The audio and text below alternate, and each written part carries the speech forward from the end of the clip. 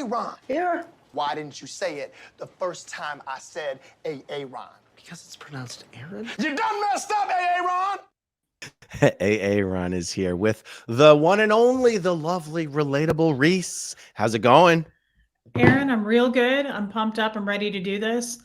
I have my shirt on. I have a Dan support shirt on, guys. Dan and Kathy, I want to show it to you. I never wear this, but I thought I'm gonna. It's a picture of the Grim Reaper, and it says, "I hope you're well." Such a weird shirt, but I thought that's perfect for Dan and Kathy. I hope you're well. From the Grim Reaper. I absolutely love it. I absolutely love it. Well, I'm dying of COVID over here. I'm just assuming it's COVID since everyone I know is sick right now, and it doesn't feel like COVID. I've had COVID at least twice already. Me too. Back in the popular strain. I don't know what it was. Do you have a headache? No, I don't have a headache. Okay. I had a really bad headache every time I had it. Do you have a fever? I don't know. I'm so stuffed full right now of caffeine and Tylenol and Advil that I cannot feel my legs. No, I'm just kidding. I can feel everything. But I also take extremely hot showers. I just love taking really dangerously hot showers probably. But it makes clears all my head and my sinuses up and everything. So I don't know what my natural body temperature is right now.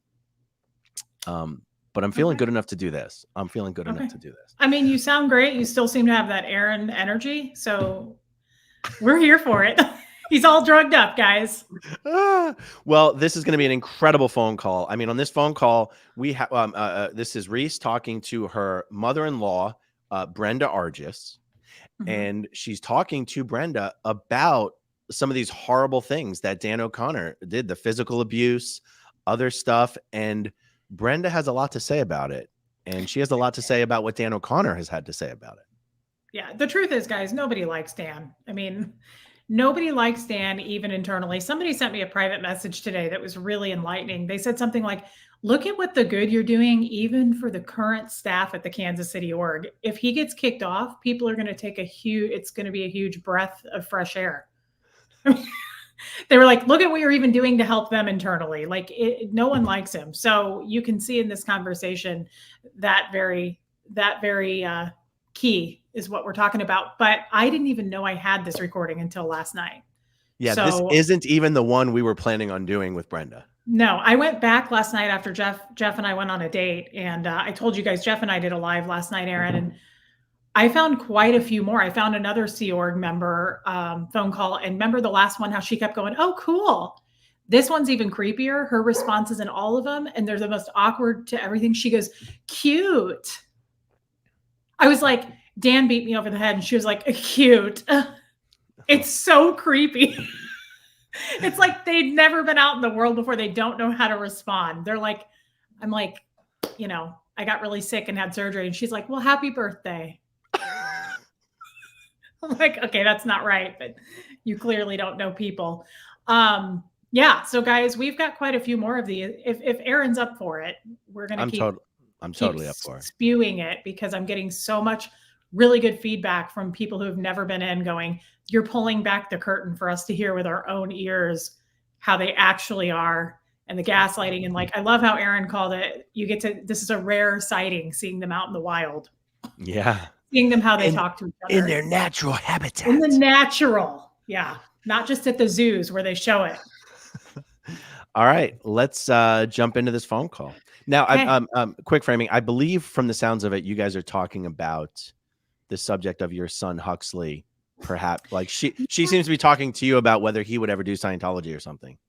Yeah. I clearly didn't hit record. A lot of the phone calls, I'm like, oh crap. I pick up the phone and I go, hello. And then I'm like, oh, I should remember to record. That's how it went down. So I think we go into it talking about Huxley, but it starts to make sense about a minute in. Yeah. Okay, cool. You can't do something not your own determinism. So he would, have them go go to ethics or where, qual or whatever, and get it sorted out and find out if the guy really wanted to do it or not, because it just doesn't go well.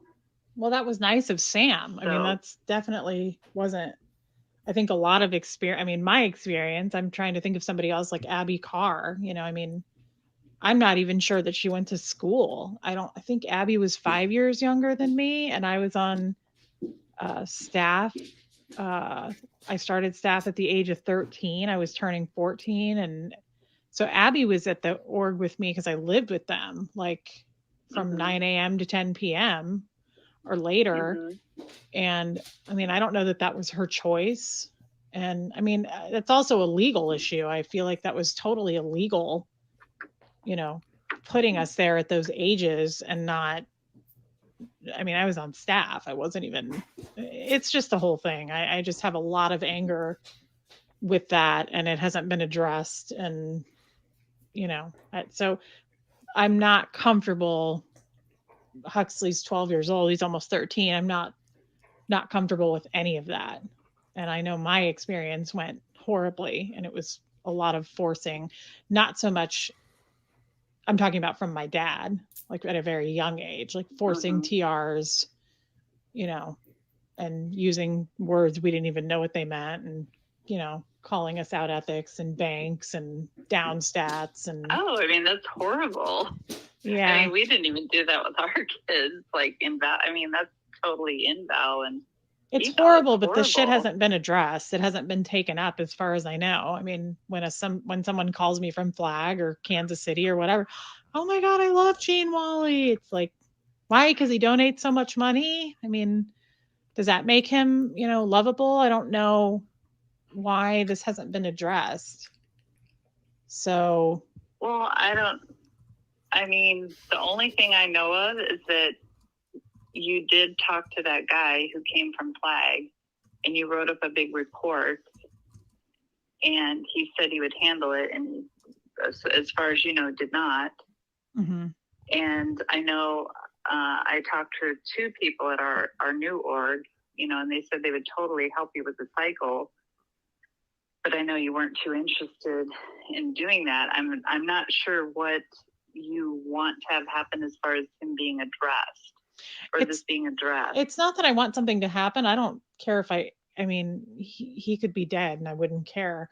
It's the church. I hold a lot of things accountable. I feel like I have things that, I've thought of myself that I'd like answers to. I feel like things weren't done properly. Like I said, there's legal issues that weren't really on the up and up, that I feel like. And so, like I said, I've just unpacked mentally a lot of things in the last year. And I'm like, that doesn't add up. That doesn't make sense.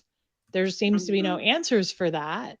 So, when Huxley misbehaves at school, am I racing to take him to the org to put him on a course? No, because that didn't work for me.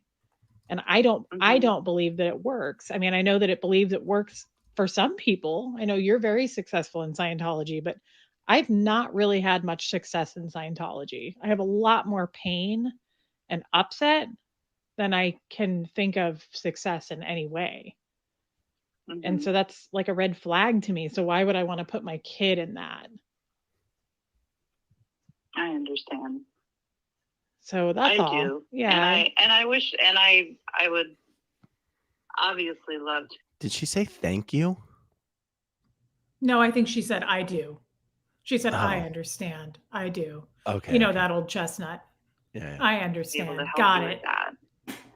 Yeah. Just your own self, like to unburden you of that. And, now that I've learned what a chaplain really does, it's actually a really cool post. And, one of the things that they are supposed to do, or one of their job descriptions, is to, give aid and help to people whose burdens have been too great, or those who feel that they have been wronged. Wait, what the hell is she talking about now that I've learned what a chaplain really does? Because she's on the training program and she's doing these OEC volumes. So after 40 years of staff and countless retraining programs, she's finally saying she's learned what a chaplain is and does. even though she is a chaplain herself, she's a trained minister. Isn't that the same thing? They have to do the minister's course and all that. Yeah, Reese, do me a favor. Tap your microphone. Okay.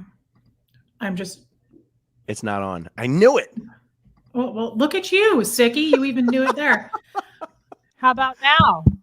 Now you're cooking with Okay, fire, see, whatever the hell the saying is. I changed the desk and I made Jeff hang some wall art in the last like 30 minutes, literally. So we had to replug shit in. Sorry. No, that's fine. That's fine. Okay, so she's at Flag, and David Miscavige has convinced all these people that like the technology of being a chaplain is like lost technology, and they're recovering it. Yeah, even though, I mean, how many training she's done countless going to LA and Flag over the years for years doing training programs, but she just learned. So anyway, just for the people listening, in Scientology, a chaplain is the person in an org who deals with people who are upset with Scientology, like who are upset. They're like, they stopped coming back in because they had an upset with someone. It's the chaplain who's sent out to clean up these upset people. And the chaplain is the one who deals with someone that nobody else wants to deal with, because usually everything the chaplain does is for free. If a chaplain gives you a session, you don't have to pay for that. So that's why the chaplain comes into play when no one else wants to deal with this person. But anyway, apparently Have you ever had a chaplain's handling? I've had dozens. I mean, the whole time I was at the Philadelphia org, in the entire history of the Philadelphia org, there has never been anyone on the chaplain post. It's like the chaplain, like no one's the chaplain. Like a chaplain is a waste of time. The chaplain at the Kansas City org is also the Qualsec, the MLO. he's the guy that does the what do you get after a session? The examiner. He's the examiner. He's everything. You go to him when you're sick, when you're upset, everything.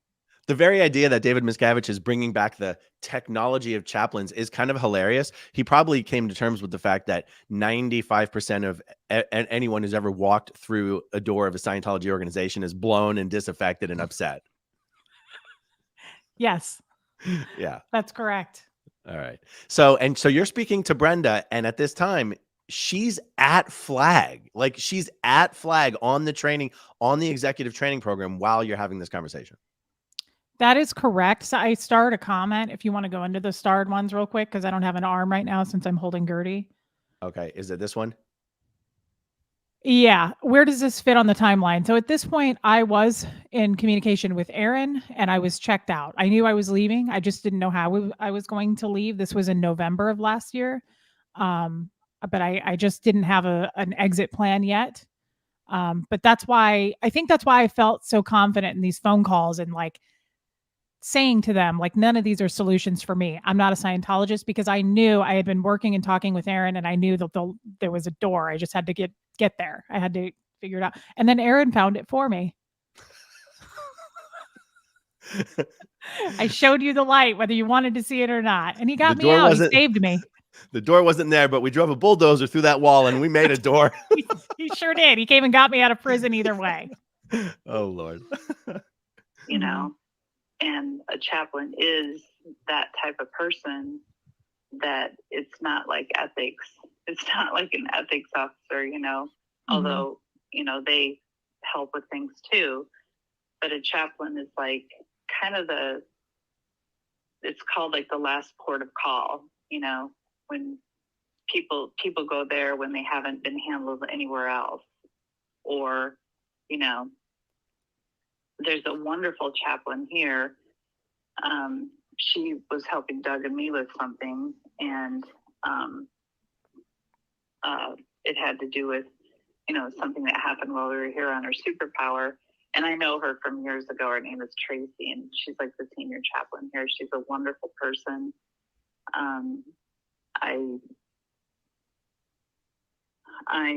I know that Claire was the chaplain at our org, but I think she's now the PES, and which she would hold that from above. And I know you don't know her from Adam, you know. And I know that the people that you do know are some of the people that have inflicted some of the pain. You know what I mean? Like Dan, for instance. Right. You know, But it's, So- yeah. I mean, you're right. It's not I just mean, pain even- though. It's like not just pain, Brenda. It's like I said, it's red flags. It's like things that people are supposed to be the most ethical, but Dan has done some really questionable, shady things that I feel like, again, it's kind of like Gene Wally. He gets a pass on because he's a class 6 CS. So it's like, where do these questions get answered? I mean, I guess I mean, you're right. I'm not comfortable talking to anyone because there's a lot of that. And I know you say you'd like to help me in the chaplain, but like, how many sessions have I had? How many TENOGs? How many, exchange by dynamics with Kim and, PTS handlings. And this has come up. It's not like I've balled it all up and not talked about it. Done OW write-ups. I mean, I've done so many ethics cycles with Wendy Keene and sessions with Arla. And it's like, nothing's really been handled there. So that's just where I stand. I'm just very, I just feel like there's a lot of shady things that are sticking out that are like, and I feel like, well, the handling on that is, well, you pulled that in, or what did you do to pull that in, or you must have overts. But if I'm flying high and winning, it's like, well, that's because of, your session, or that's because of what you read, or it's just doesn't go both ways for me. I just don't want to put Huxley in that. I just don't. I've had, like I say, I have a lot more upset and anger than happy memories from Scientology. It was a lot of forcefulness and, quite honestly, fear. I mean, people forcing things at a level of fear, like Maggie or Linda Nelson throwing chairs and screaming, and my dad, the veins popping out of his neck because he was screaming at us, calling us down stats, and I didn't even know what the fuck that stood for or meant. So, and I can't tell you how many times he called us, said I was being an SP, or, my mom's a 2.5%er or whatever. It's just, at some point you have to answer for that shit. And I'm like, where are the answers? Yeah, I why was I sleeping with Shane Knoll when I was 14 and he was like 30? I mean, and I'm not saying that as a victim, like I didn't know any better. Of course I knew, but like, I don't know. I just thought about that in the last year and I'm like, why was that okay? How come everybody knew that? That was so fucking illegal. And I think I'm thinking about that because Huxley's almost 13. And I'm like, I was almost his age when I was sleeping with an older man. I would never allow that. Like, that's such an out point. Like, what the hell? Why was that going on? That is a good question. Yeah. And it wasn't like a secret, Did you want to say something? No, I'm just making a face and getting closer. Okay. Isn't that weird? I mean, just every response to this is just Kathy. Kathy's was like, who cares? He's not even in Scientology. Aaron doesn't care about that. What did the other Sea Org lady? She was just like, oh, cool. Yeah. And then Brenda's like, that is a good question. They dodge it, guys. They dodge it because there's nothing to say. And it's crazy because all there is to say is it's illegal. And imagine your response being, that's a good question. Not outraged that it occurred. That's a good question. Why was that okay? Yeah. Why? Weird. I'm going to search for that answer because it must have been okay. I just can't remember why. Let me go see what LRH says about it. No, it was known. So I don't know. Dan O'Connor did some weird sexual stuff, like talking to me about some weird sexual stuff. So it's like, okay. I'm just not impressed. I'm just not like, I don't know that I think of that as the answers. So. Well, I definitely get. What? Uh-oh. Is it buffering? Am I still here though? You're still here. Okay. Okay, we're at 9:35 in this recording. Let me just reload it just for the hell of it. Well, I don't want to. 9:35.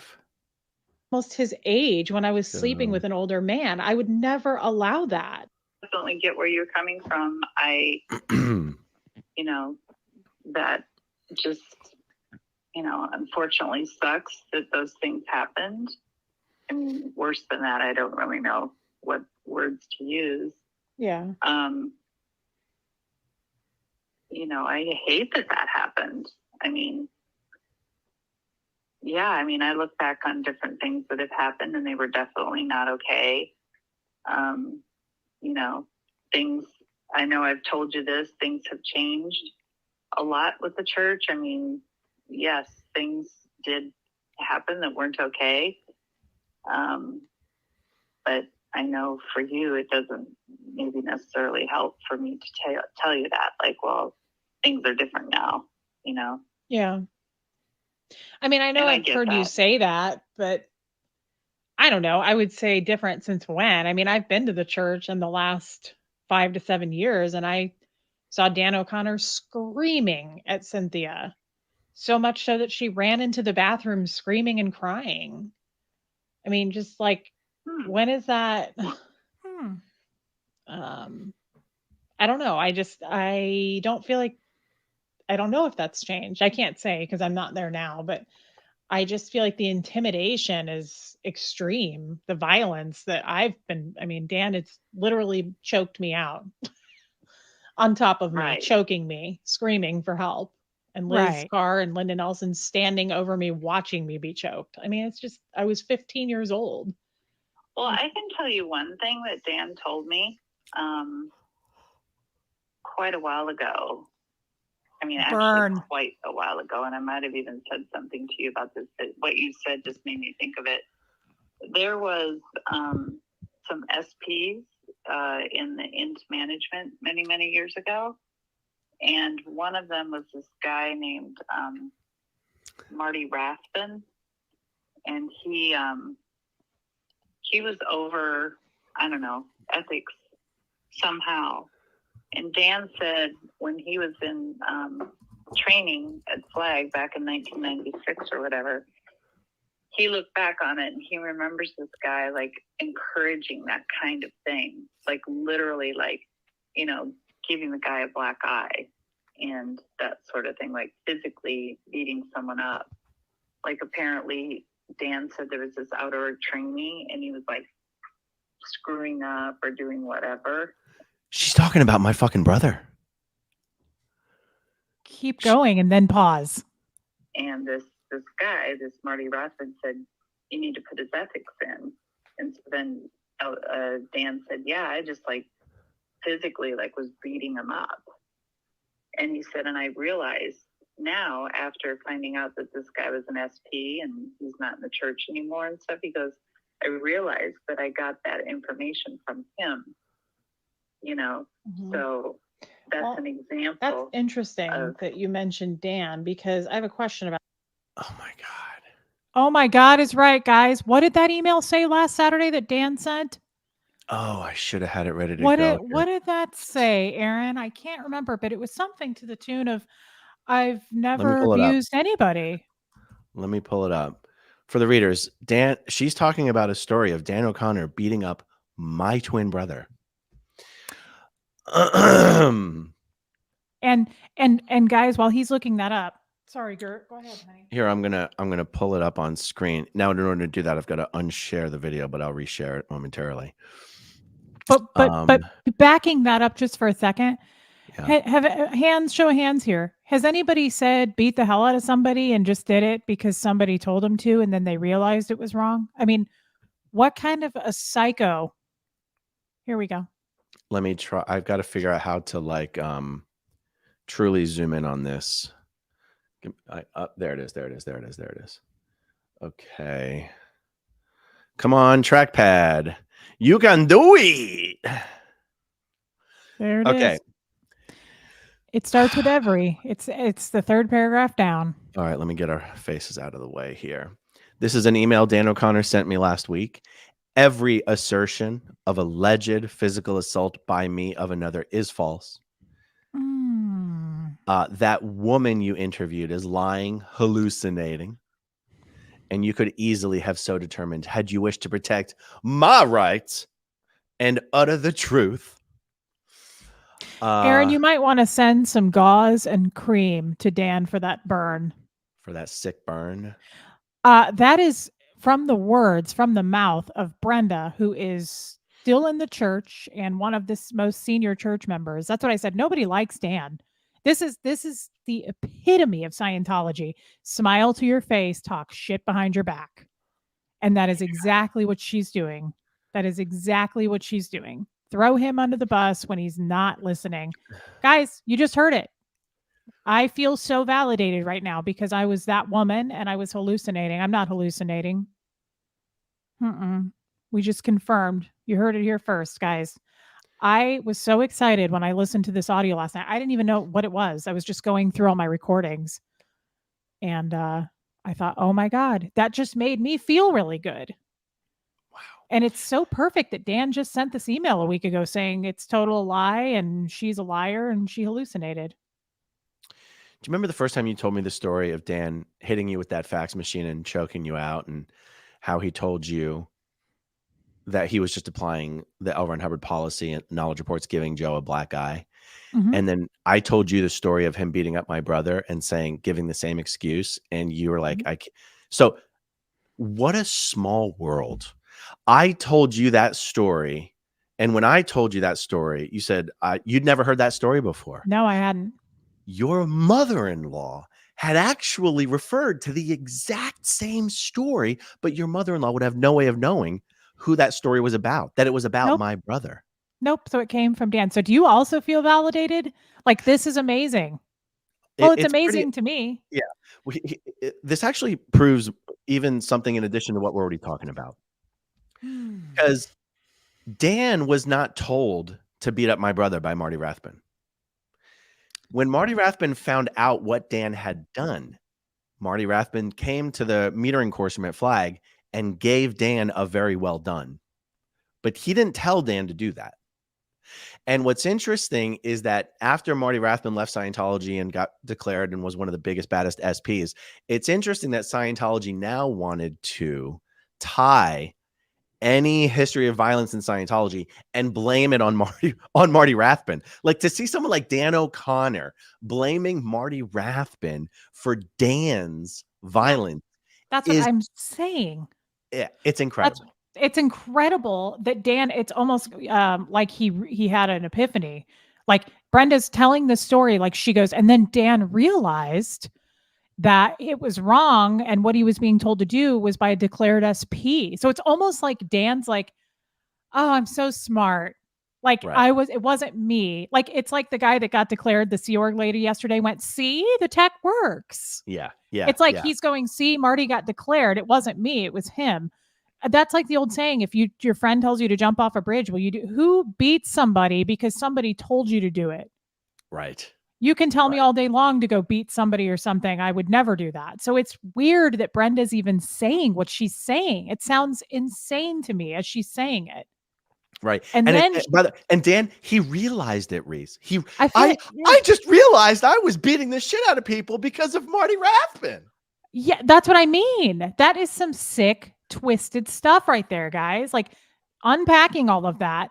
It's sick for Dan to do it, but it's also creepy as hell for Brenda to repeat the story and then, like, side with Dan going, see? So, like, it was all because of this Marty. Do you hear yourselves? Yeah.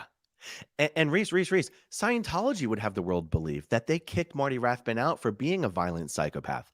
Scientology did not kick out Marty Rathbun. Marty Rathbun escaped from the hole. Marty had to escape from the international base. Was Marty a violent psychopath? Yes. Did he set that standard for a lot of people? Yes. Did David Miscavige know every bit about that? Absolutely. Was Marty's violence a reason that Scientology got rid of him? No. Scientology never got rid of Marty Rathbun. David Miscavige loved using Marty Rathbun as the muscle who wasn't afraid to rough people up. Scientology did not get rid of this guy. I mean, and he's back in, isn't he? Well, he's back doing Miscavige's dirty work. He's not actually, like, back in Scientology. They would never have him back. But I also just want to say, because you have children, I have a child who's a teenager now, and you go through those hormonal parts, and we're in junior high, and there's a lot going on there. This takes me back to being a mother there and going, I mean, he got in trouble a few times behavioral wise last year with the wrong kids. And he was like, well, they were doing it. And I was like, so does that mean you should do it? I mean, this is like early on in life shit that you learn, lessons of like, just because the peer pressure or somebody else that, maybe a friend or a family member's doing something doesn't mean you do it. It's teaching someone right from wrong. We're talking about a grown ass man and a woman who's been on staff almost 40 years telling me on the phone less than a year ago and acting like it was some epiphany. Like, and then Dan realized he was beating the shit out of people and it was wrong because this guy got to declare. Like, it's a happy story in their minds. These are grown adults. That's what struck me. As soon as she opened her mouth, I was like, oh my God, she's about to blame Marty Rathbun as if this is a good story. Yes. We should all rejoice. Dan realized he was beating people up because of this SP. Oh, we fixed it now.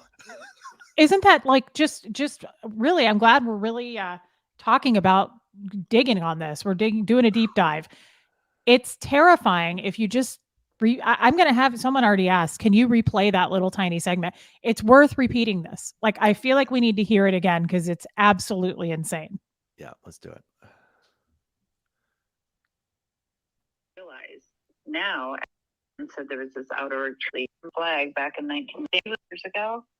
I mean, actually quite a while ago. And I'm not there now, but I just feel like the intimidation is extreme. The violence that Dan, it's literally choked me out on top of me, choking me, screaming for help.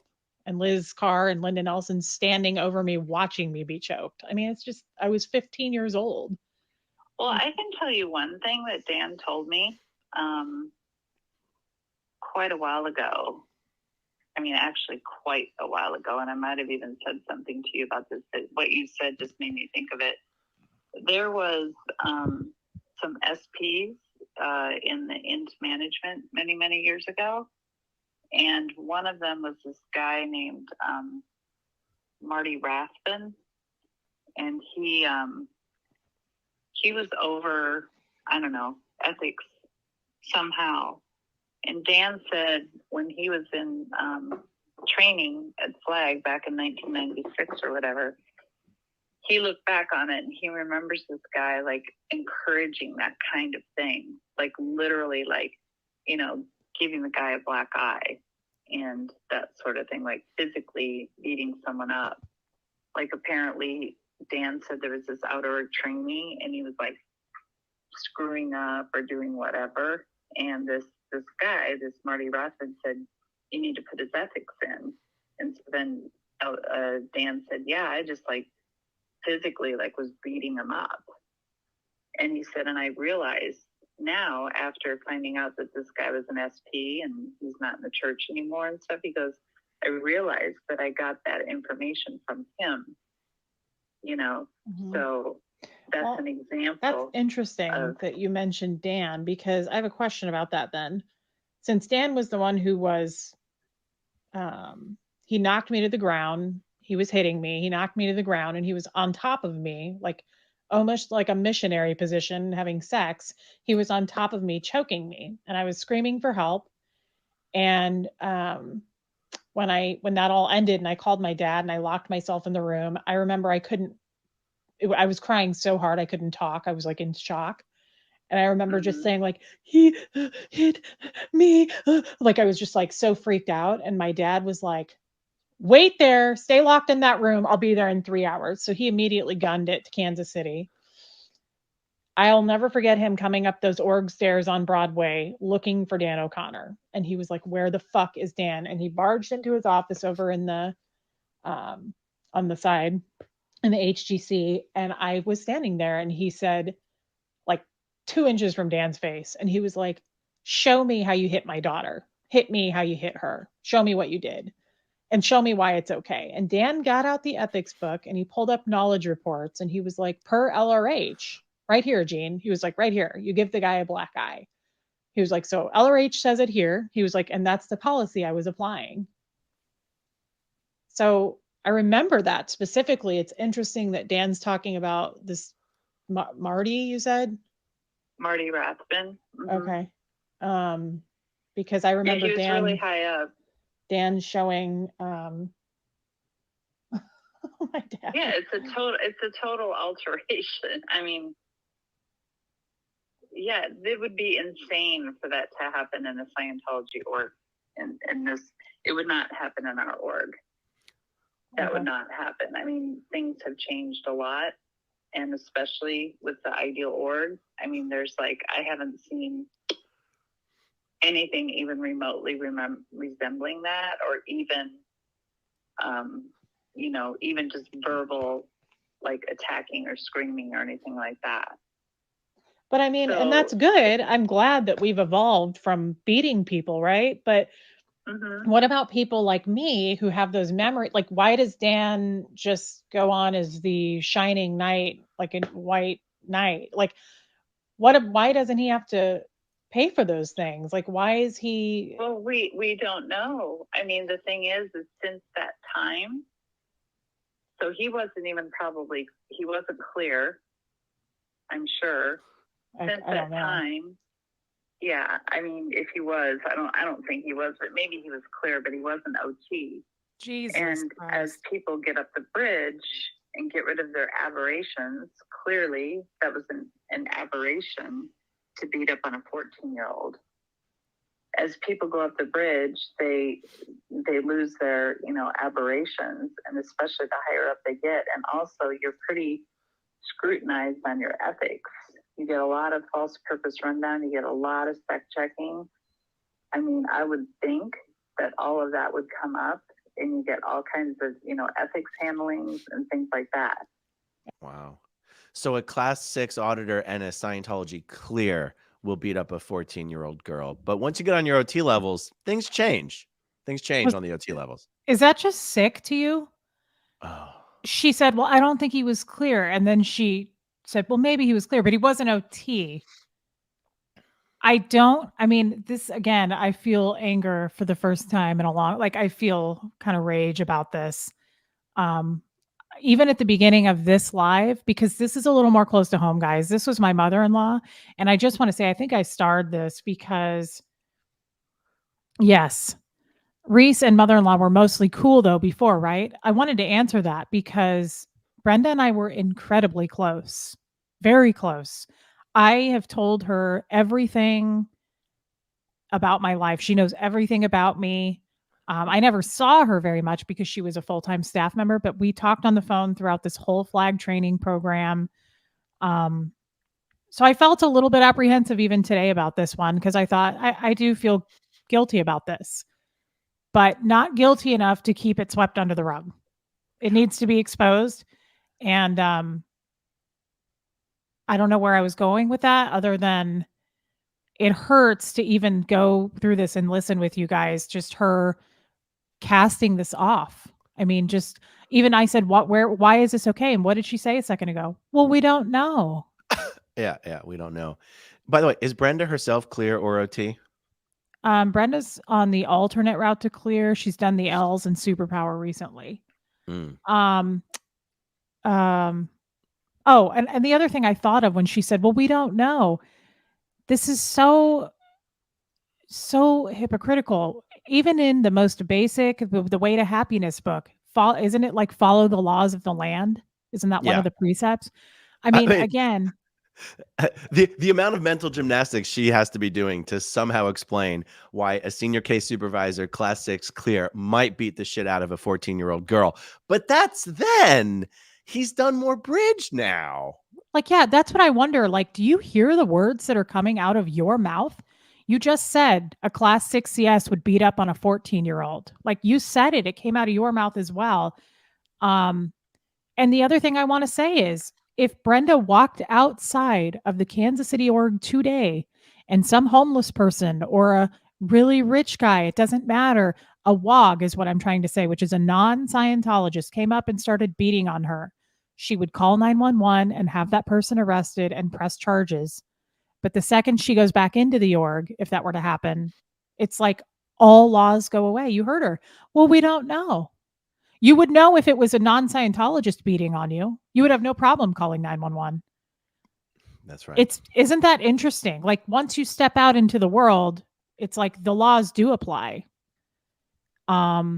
But if you have someone beating on someone inside the church, it's like, well, we don't know. He wasn't Yeah. clear. And if he wasn't clear, if he was clear, he at least wasn't OT yet. That's their reasoning, guys. It's round and round. There's Yeah. no.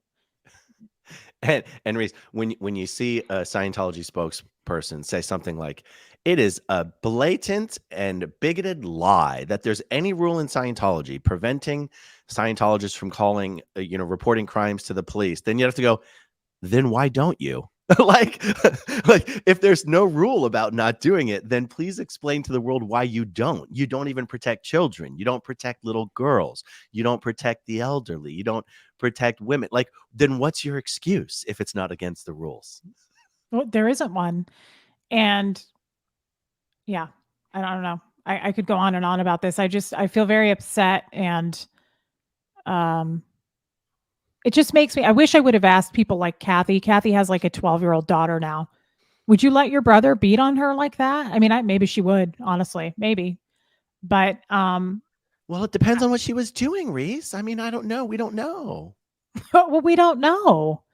Yeah. I mean, he wasn't clear. And if he wasn't OT. I mean, that's just the next. It's like, that's what I've heard my entire life about my father. In every ethics handling, anything you can think of, it's, well, he's not clear. He's not clear. He's not trained. They always give you something like that. Well, if he's not, Right. They find the route that they're not, and they give that as an excuse. So if he is trained, they're going to say, well, he's not clear. If he is clear, they're going to say, well, he's not trained. I mean, it's just such a perfect example because she was about to use the go-to excuse. Well, he wasn't clear. And then she's like, oh shit, he was clear. I mean, he's but he wasn't OT. And let's pretend now that Dan, like, it's like this Marty Rathbun thing. Let's pretend Marty Rathbun was OT8 and there's no more excuses. They go, well, see, he got declared. Exactly. So it's like, you got to find something to cling on to because the laws don't apply of the land. Those don't apply. Yeah. So we have to find something else. Well, and Reese, when we're talking about Marty Rathbun, the church can go, oh, he was declared an SP. And you go, he was the number 2 guy in the entire church. Like, how did he get there? We didn't notice. He was the inspector general under David Miscavige. But so he's declared. That raises a whole other can of worms. How did a violent psychopath suppressive person become number 2 in the Church of Scientology? Like, you want to brush it all away by saying, oh, he's not here anymore. Yeah, and he had to escape. Well, I'm going to be Brenda and answer you. Well, we don't know. I don't not understand. I mean, all of it, and this makes me happy too. That's what I was going to say. What Aaron just said a second ago about how they come out with these, this is a total false lie, kind of like Dan's email. This is all a lie. I'm sure that I'm going to get something on me, a website, or somebody's going to make a YouTube video and say what a liar I am. It's going to be hard for you to do that at this point. We've released 3 audios now of 3 different phone calls with 3 different, very deeply, deeply seasoned, rooted Scientologists. So it's going to be hard for you to say this is a total lie or that person got declared. These are 3 people and they all said the same thing. You know why? They're all trained to say the same damn thing. And that's to go in circles and gaslight the shit out of you until you're worn down and your energy is gone. And you just go, okay, I give in. I'll be in for my sec checking and I'll just be a robot like everybody else. Yeah, totally. All right, let's see what else she has to say. Okay. I know Dan has done several ethics cycles. When this whole thing with Amanda, when they first got together, he was sent to Flag to do, ethics, lower conditions, whatever he had to do. You mean when he cheated on Arla? Yeah. With Amanda? Yeah. And then, he also, I think he first went to LA and did it. And then later he got called to Flag. And I remember Kathy thinking, like, why did he have to do it twice? But he did because enough reports got written on him. That I think he did it at Flag first and then he got, sent out to LA, one or the other. Okay. But it created such a flap in the area that he had to do pretty big ethics cycles in both places. Can you pause that? So the guy... Yeah. That's the other thing that pissed me off about this. He had to do pretty big ethics cycles in both places because he cheated on Arla with Amanda. That was where he almost got declared. I told you that. Dan said to me personally that he went to Flag and they said, you are this close to being declared. Yeah. Because why? Because that's a PR issue. Because you're the highest trained person and you're so well known really around the world. You're going to get declared for cheating on your wife. But we don't bat an eye. We don't, well, we don't know. That's actually a great point. They really cared that he cheated on his wife with another staff member, but they don't care about the physical violence against children. Nope. You know why? Because it was all optics. It was the optics. That whole org wrote reports. I told you there was a full-on interrogation on Amanda O'Connor because she was pregnant. He knocked her up right away and he was still married. She was still married. And she was going around going, my future husband. No, I'm marrying the senior CS, while he was still married to somebody else and she was still married to somebody else. So that was a big flap. And he got sent off to Flag and was this close to being declared because of the optics, because they made a mess, because people wrote too many reports. It pissed off everyone. That's why. But sending me to a hospital and hitting me over the head with a fax machine was kept quiet enough that I guess it didn't. And also Dan was pretty much in charge of the org and, he was able to control the situation, I guess. I don't know, but it's interesting that Brenda just said it made a pretty big ethics problem to where he had to go to Flag and LA to get handlings. And then you heard her say, and Kathy was wondering why. Kathy always sticks up for her brother. It's funny to hear Kathy questioning the Scientology authorities. Why did Dan have to do ethics cycles in LA and Clearwater? Gosh darn it. That's not fair. That's not fair. You're being unfair to my brother. He's so highly trained. Wow. It has had a lot of ethics handling. Now, should he apologize to you for that? I mean, well, I don't need an apology. It's just it was down to like the fact that it was illegal, and it makes me feel like, how is this a church? Like, I hold a grudge there, I'm like, that's not, it's very wrong. And I'm glad that he's reformed since, but like, I know plenty of people that don't like scream and beat on people that are not Scientologists, that don't have all those aberrations. Like, why was that okay in the first place? Like, whether you're clear or not. No, I totally I understand. Yeah, I know you do. I know you do. I mean, I can't do anything about it. I mean, I would like to have you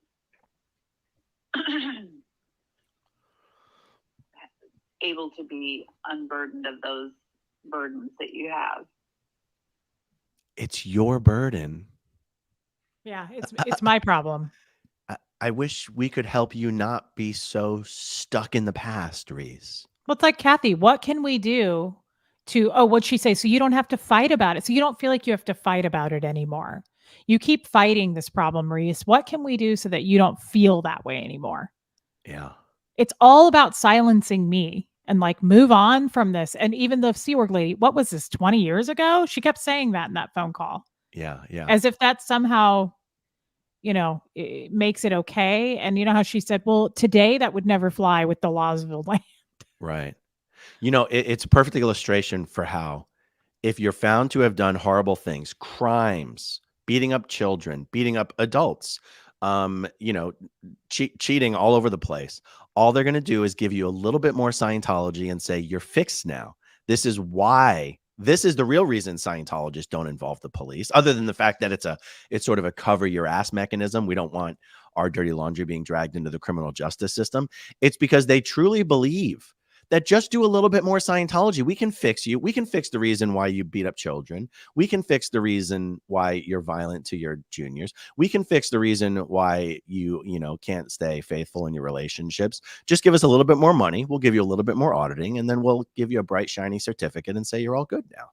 And that's what she said. She said it right there from her mouth. Well, he wasn't clear. Well, if he was clear, he wasn't OT. And the lady yesterday, the Sea Org member, he's had, quote, a bajillion hours of sec checking since then. So he's gone to flag and he's had to do tons of ethics, and now he's on OT7, the guy. So that's what Aaron's saying is it's truly like, just keep climbing the bridge.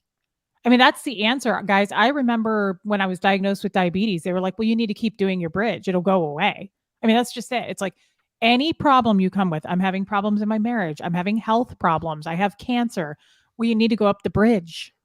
We need to take more money from you, and you need to put more hours and time in and see your children less. You out there in the world having fun, making excuses to not be here is what's killing you. Yep. Absolutely. That's it. Absolutely, you know. I feel unburdened. I mean, I feel unburdened. I'm talking to you about it, but like I said, I've processed a lot of this in the last year. I've been journaling, and like, I've just kind of tried to process it, really think about it so that I can kind of be cleansed of it and done with it. But I just don't, for me, believe in Scientology. I don't feel like I've had enough to go, yes, it works. It's solid. Like other people do feel that way. And it's like anything. I mean, I believe those people. I'm sure it does work. It's successful for a lot of people. But for me, it's been nothing but like just a bad situation. And I've had enough like bad experiences where it turned to violence. And like I said, it was, just, I think the statutory rape things bothers me because, again, I've never been bothered by it till now. I'm like, my kid is turning 13. That's when I joined staff. If I knew Huxley was sleeping with a 30-year-old girl at that age, I'd fucking burn the place to the ground. That's not okay. Why was that okay? And like, Liz and Alex Carr was living under their roof. They knew about it. Like nobody blinked at that. I was smoking cigarettes at that time. Like, I just really wish I could change that. I wish I could go back and do things differently. And I'm angry with my dad for that, So I guess there's a lot of questions that I have. I don't feel burdened, but I have questions. Like, who pays for this?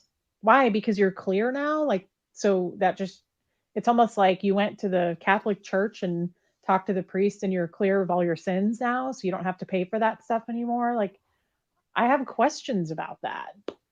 Like, why is this just okay now? So I don't know. I just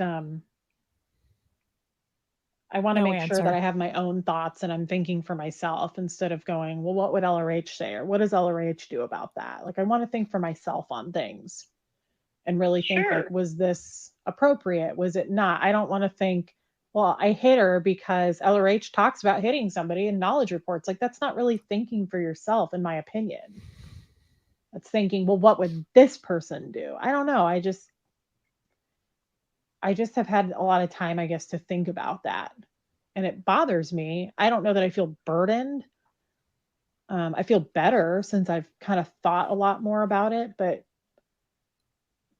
I just don't have any interest. I know there's people at the org I still know and love, but like, there's too much. I would never put Huxley in that situation. That would be something he would have to think for himself on, instead of being like, okay, you're going to start going to the org all day and doing this and reading these things. And, that's how I felt. I was forced that way not when I was on staff. I'm talking about, like, I remember being 5 and my dad putting us in chairs going, start, flunk, like just screaming at us. And we're like, we don't even know what the fuck we're doing, Yeah. Well, yeah, he was definitely guilty of, giving you guys MUs. And well, I think he still thinks it was right, though. Maybe he does. I don't know. I don't know the guy. Yeah. Yeah. I just grew up on a lot of, like, I mean, you heard him say it. I think you heard him say it. Remember, he's like, intention is cause, Marisa. LRH says this, Marisa. It's like, well, what do you say? Do you think for yourself? I mean, I kind of grew up on a lot of verbal tech there, that like LRH says to do this, LRH says that. It's like, Absolutely. What do you think, though? And like I say, I mean, I don't think Doug and I were like that. I know we weren't No. like that, but we No. did. He was a whole different kind of animal. No way. Yeah. But, like Michael, he just grew up in the church, kind of like Abby, and nobody ever really like got in calm with him to find out what he wanted to do. That's her son. It was just kind of like, that's what we do. Right. And I talked to him about that. And I said, I get it, Michael, I can't say that I was ever a perfect parent. And, for Sam, it worked out. He joined staff when he was young, and then we found out you can't be that young to join staff. So he was only a volunteer staff member, and he went to school. And, then when So they had him keep doing it anyway. We found out he was too young to legally be on staff, so he was just a volunteer. We just didn't pay him the $10 a week. We just didn't pay him. Oh my God. Do you notice that she sounds like she's half dead? Yeah. Like there is no response. Like she just sounds almost sickly, like she's on her deathbed. I'm telling her all these horrible things, and I have so much up and downs in my voice, and I'm very animated. And she's like, yeah. Mm-hmm. It's so creepy. Mm-hmm. Yeah. he was legal age, he started. And, Sam's always done very well with it, Yeah, and he has. That's true. And, there's a lot of kids, they're young people, and, they joke about, yeah, I grew up in a Scientology family, and when me and my brother would get in fights, we would do TRs, and, they're laughing about it. It's not like a engramic situation for them. Mm-hmm. So it depends, I'm sure, on the parent, how it's presented, or done. Oh, yeah. So, but it is a common thing. I remember talking to the call-in officer, Lindsay, and she said, it's very common that Scientology kids, they grow up in it, and that's great, but they've never actually even had their own, like you'd say, like a reg cycle or an enlightenment cycle or anything like that, You mean choice? And so some kids, they don't do well with that. So you want to, we are learning things over the years. Like, see, but what she's talking about is a way that staff members, Sea Org members will explain away why some Scientology doesn't seem to work for them. They don't seem interested in Scientology. And they're like, that's because they never really became Scientologists. So 100%. Almost like it doesn't count. They weren't really enlightened. Oh yeah, 100%, guys. There is an excuse for everything. You'll never hear someone say, well, it just didn't work for them. It just didn't work. The tech didn't work, or there's always going to be, it wasn't applied correctly, or they didn't have their own. As you're listening to these phone calls, you're hearing it firsthand. Everyone has had a separate excuse. Kathy, Sophia, the Sea Org lady, and Brenda all give their own weird, and they're all trained to do that. Because there's no other option. You can't say, well, Dan should have gone to jail. You have to say, well, he wasn't clear. Well, he at least wasn't OT. Yeah. I mean, you have to come up with something because you can't go outside of the walls of the church. So you got to just stay within what you can do. That's right. People, no matter what age, should get their own enlightenment cycle about, what Scientology is and what the bridge is and what is their particular ruin or what would they want handled. Mm-hmm. And so if Huxley were to do it, that's how I would approach it, is get in calm with him or, She's still going on about trying to get your son into Scientology. This dumbass Sea Org lady yesterday, the whole time I was like, I hate Scientology. It's not for me. What did she say at the last part of the phone call?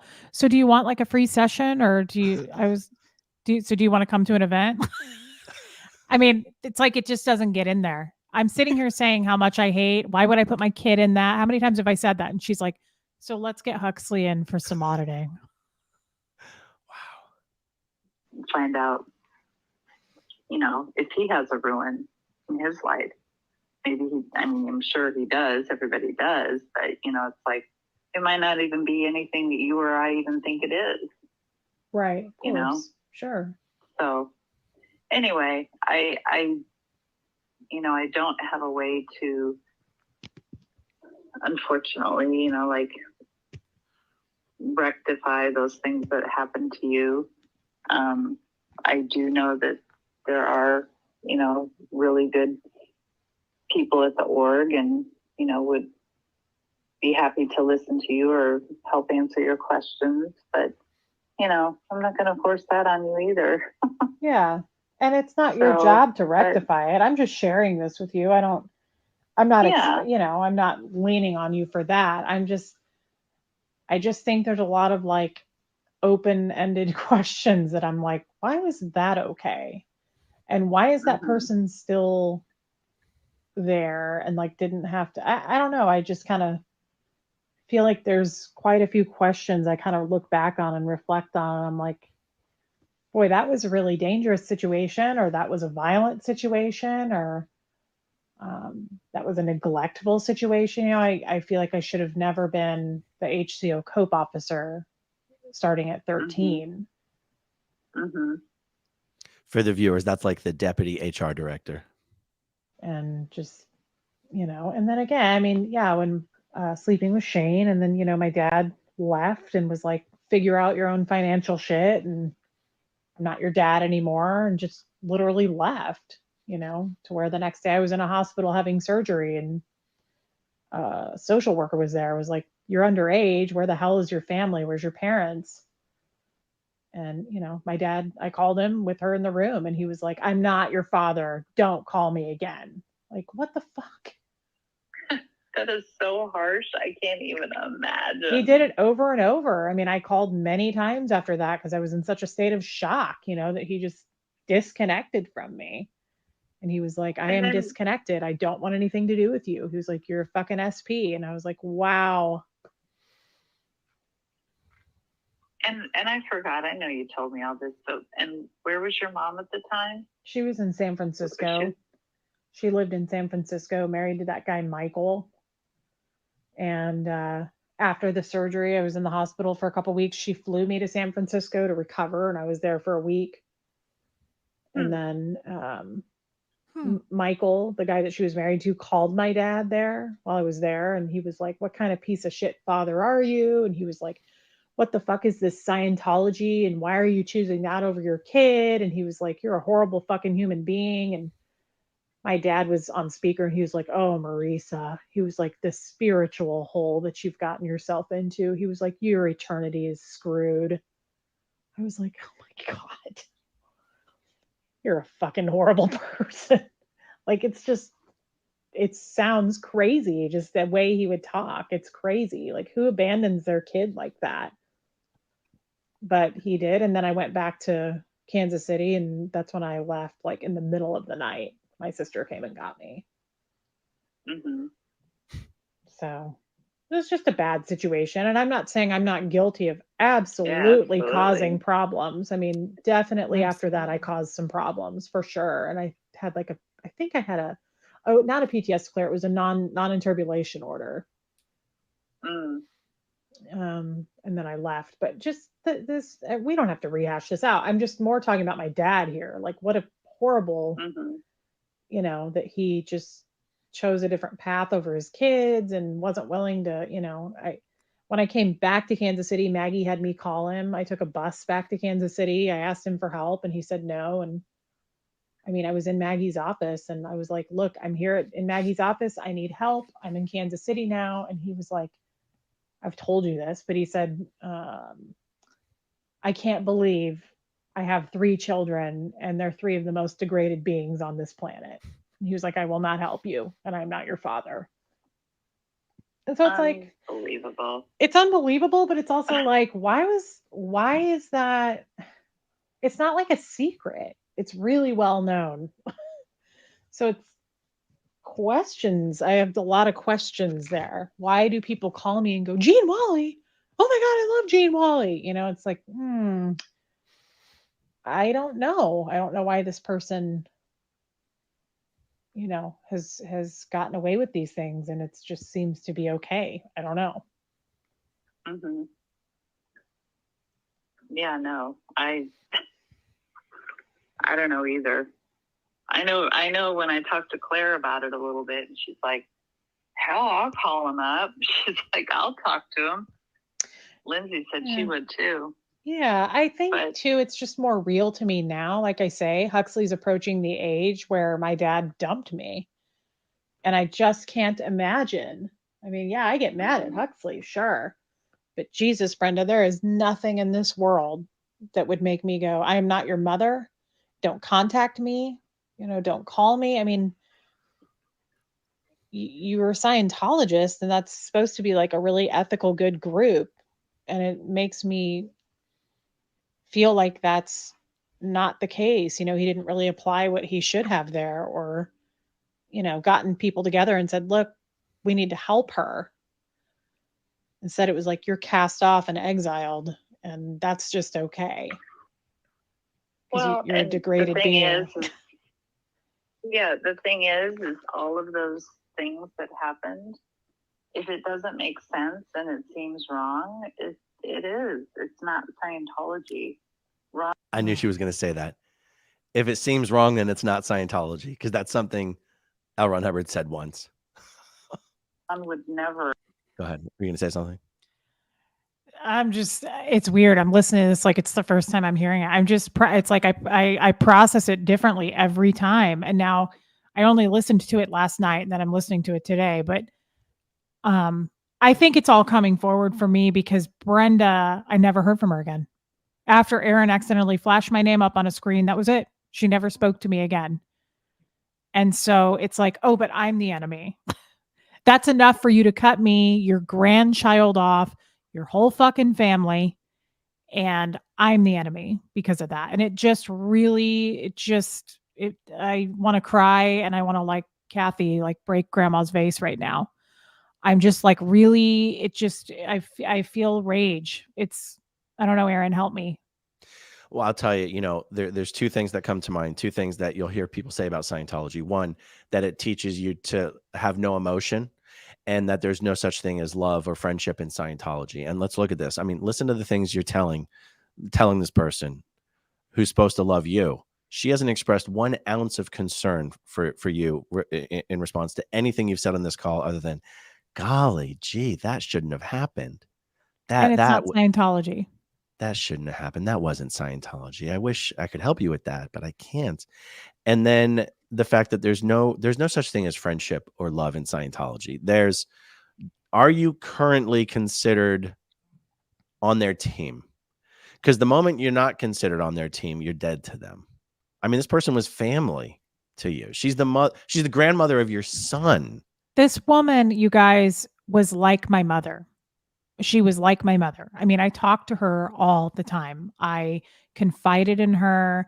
It was false looking at it now, but I felt security from her. I felt safety from her. I felt safety in going to her and giving her my problems. I'm a kind of a closed up person. You're all laughing at that right now because you guys know everything about me. But there are, like, giving my emotions and crying to a person. I would not just do that to anyone. I felt safe and under her wing.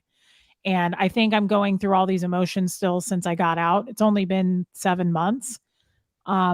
It's painful to me to listen to her and then know that she didn't even say goodbye to me. She didn't even have the guts, after all these years of being super close, to call me up, send me a text, mail me a fucking letter, I don't care what it is, and say, look, I can't be in your life anymore. A letter of disconnection. I didn't even get that. So it's like the feeling of apprehension before I went on an hour and 8 minutes ago is gone. I feel like I hope you get what you deserve out of this. You didn't help me, and karma is coming back, and it's painful on both ends. It's going to be painful for her, and she's going to hate me forever about this. She's going to hate me and wish me dead, I'm sure. But the feeling, I hate her. I hate her for this. I feel hatred. I hope that goes away. I don't like to hate anybody, but I'm Aaron, help me. I'm really upset. Well, and it's not just you, it's Huxley too. She just ghosted Huxley. That's She why I'm ghosted upset. her grandson. Left him in the dust, guys. Like just nothing. Didn't even say goodbye to him. Her husband, Doug, said goodbye because Huxley called him, by the way, not because Doug called him to say goodbye. Huxley had to call him and get that out of him. He kept trying, and Doug was like, "Hey, how's school?" And Huxley was like, "Good, but I want to talk to you about it." And he was like, "Hey, but how's swimming?" He just kept dodging it. And Huxley was like, "I want to talk to you about this thing that happened with my mom." And then Doug went into, "Well, I've known you for 13 years. We've known each other, and it's been nice knowing you." And he said, "If we don't see each other again," I mean, it was, my child doesn't cry. And he was like, he was crying so hard. And Doug just was like, you could tell he had been coached, or maybe Brenda was standing there because Doug was like, "I understand." And Huxley was like, "I don't want to disconnect from you." Like he was hysterical. And Doug was like, "I got it. Yeah, I hear you. I understand."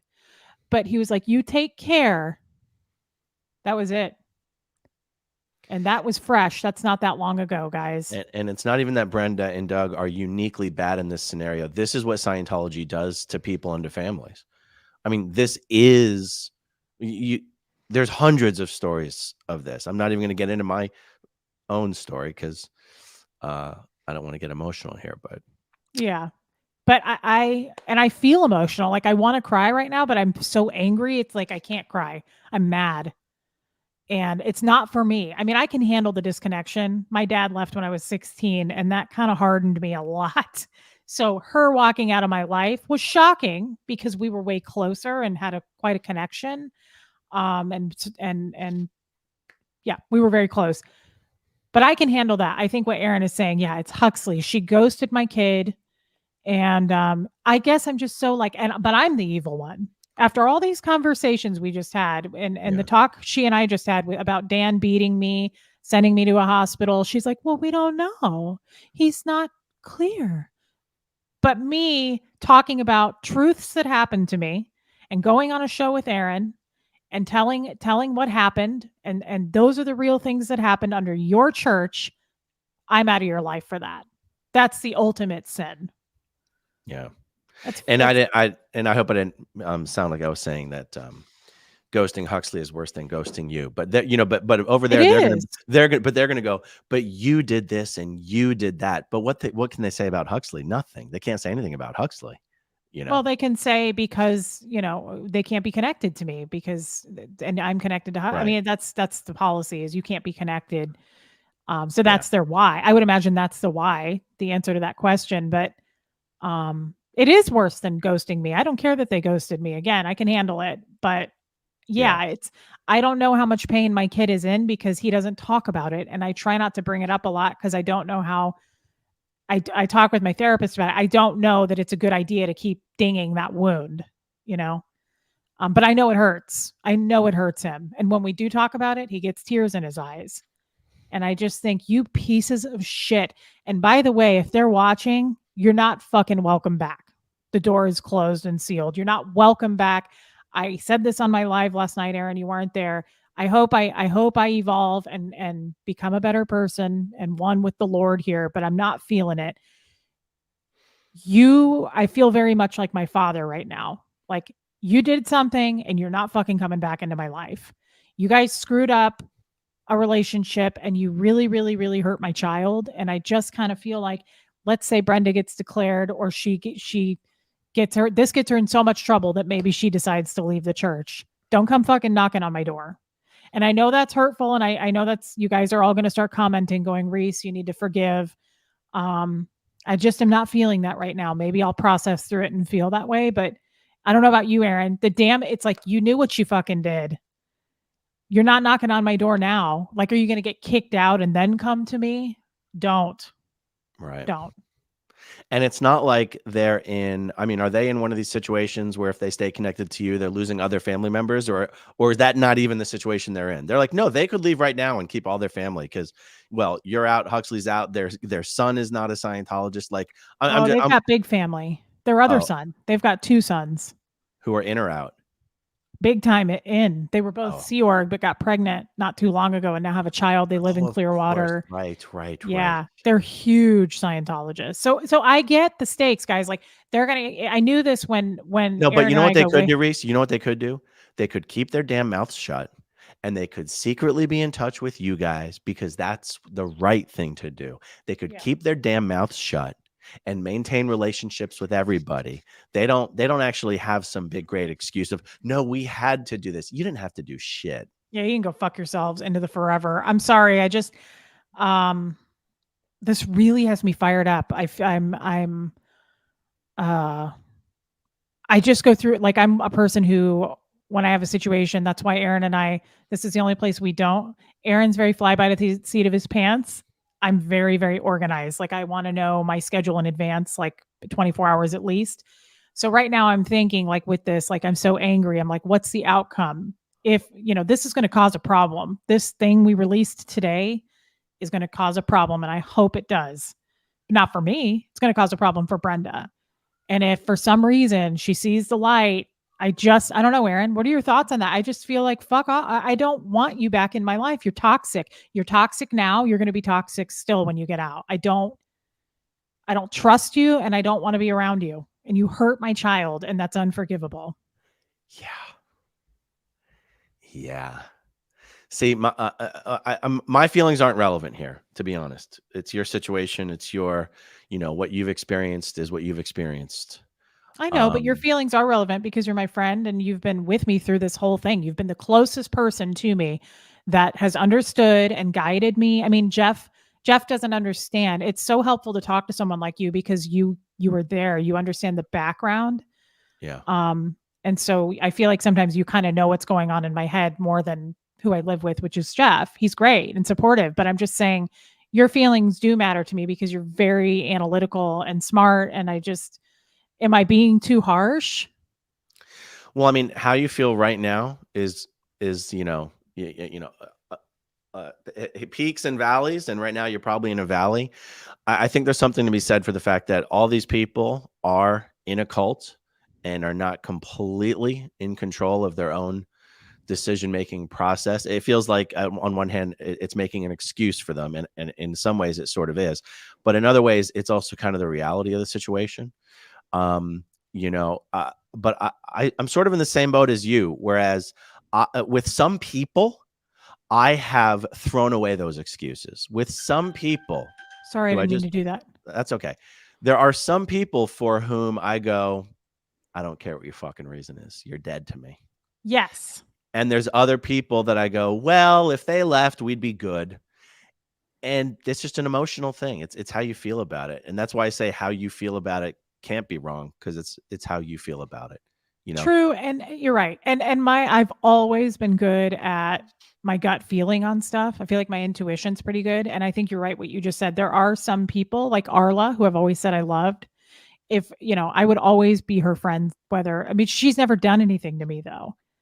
But this whole, my feeling on this with Brenda is you're a toxic individual. You pretended to be my friend. You weren't. And I think I also just feel extra burned that you didn't say goodbye to me or Huxley. You couldn't. I get that you're brainwashed to a degree, but this is extreme to cut your entire family out like this. And a boy that is so loved you and like been so innocent and just a good kid who wasn't some kid that you didn't know that well. This is your grandchild. Like, you just cut him out. And I'm just repeating myself, but I'm talking myself through it. It's a lot. I mean, look, there's some friends. There's one friend in particular, Rafferty Pendry. I was the best man at his wedding. We were very tight. When it came time, when I got declared, I didn't get a phone call. I didn't get a text. I didn't even get a, how dare you, you piece of shit, for fucking up our friendship. Don't ever try to reach me again. And then block me. Like, nothing. It was just unfriend, block. And so if he were to leave, I don't even know how I could look him in the face and pretend like we're friends. Like, what do you mean we're friends? Like, not even a Scientologist who was a friend should have treated me the way you did. Like, so even if you were to leave Scientology, I'd probably be like, I've got no interest in sharing time and space with you. Get out of here. you know? Well, it's kind of like Kathy said, some things can't be repaired. Right. Maybe she's right. You know, you can't put grandma's vase back together. Remember, she was like, "What's the repair? A child gets killed. What's the repair?" That was the most bizarre analogy, but still, some things can't be repaired, and this is one of them. You just don't. I don't know if Brenda's going to see this, but you know, I don't know if you're going to get abused enough from this that you go, "Fuck this, I'm out of here." Now that I'm in the hot seat, because see, she's put lots of people in the hot seat. Dan's put lots of people. They've abused people, but they're rarely the abused. These guys are high up. So when the hammer comes down on them, and it will, it's going to hurt, just like all the people you hurt, just like all the people you had to step on to get where you are. I don't want to see you. I don't want to hear from you.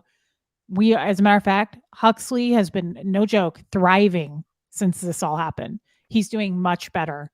Much better. He's such a more calm, chill, like it's almost like both of us, we didn't realize we needed this, but like now that they're out of our lives, it's like life is just peaceful.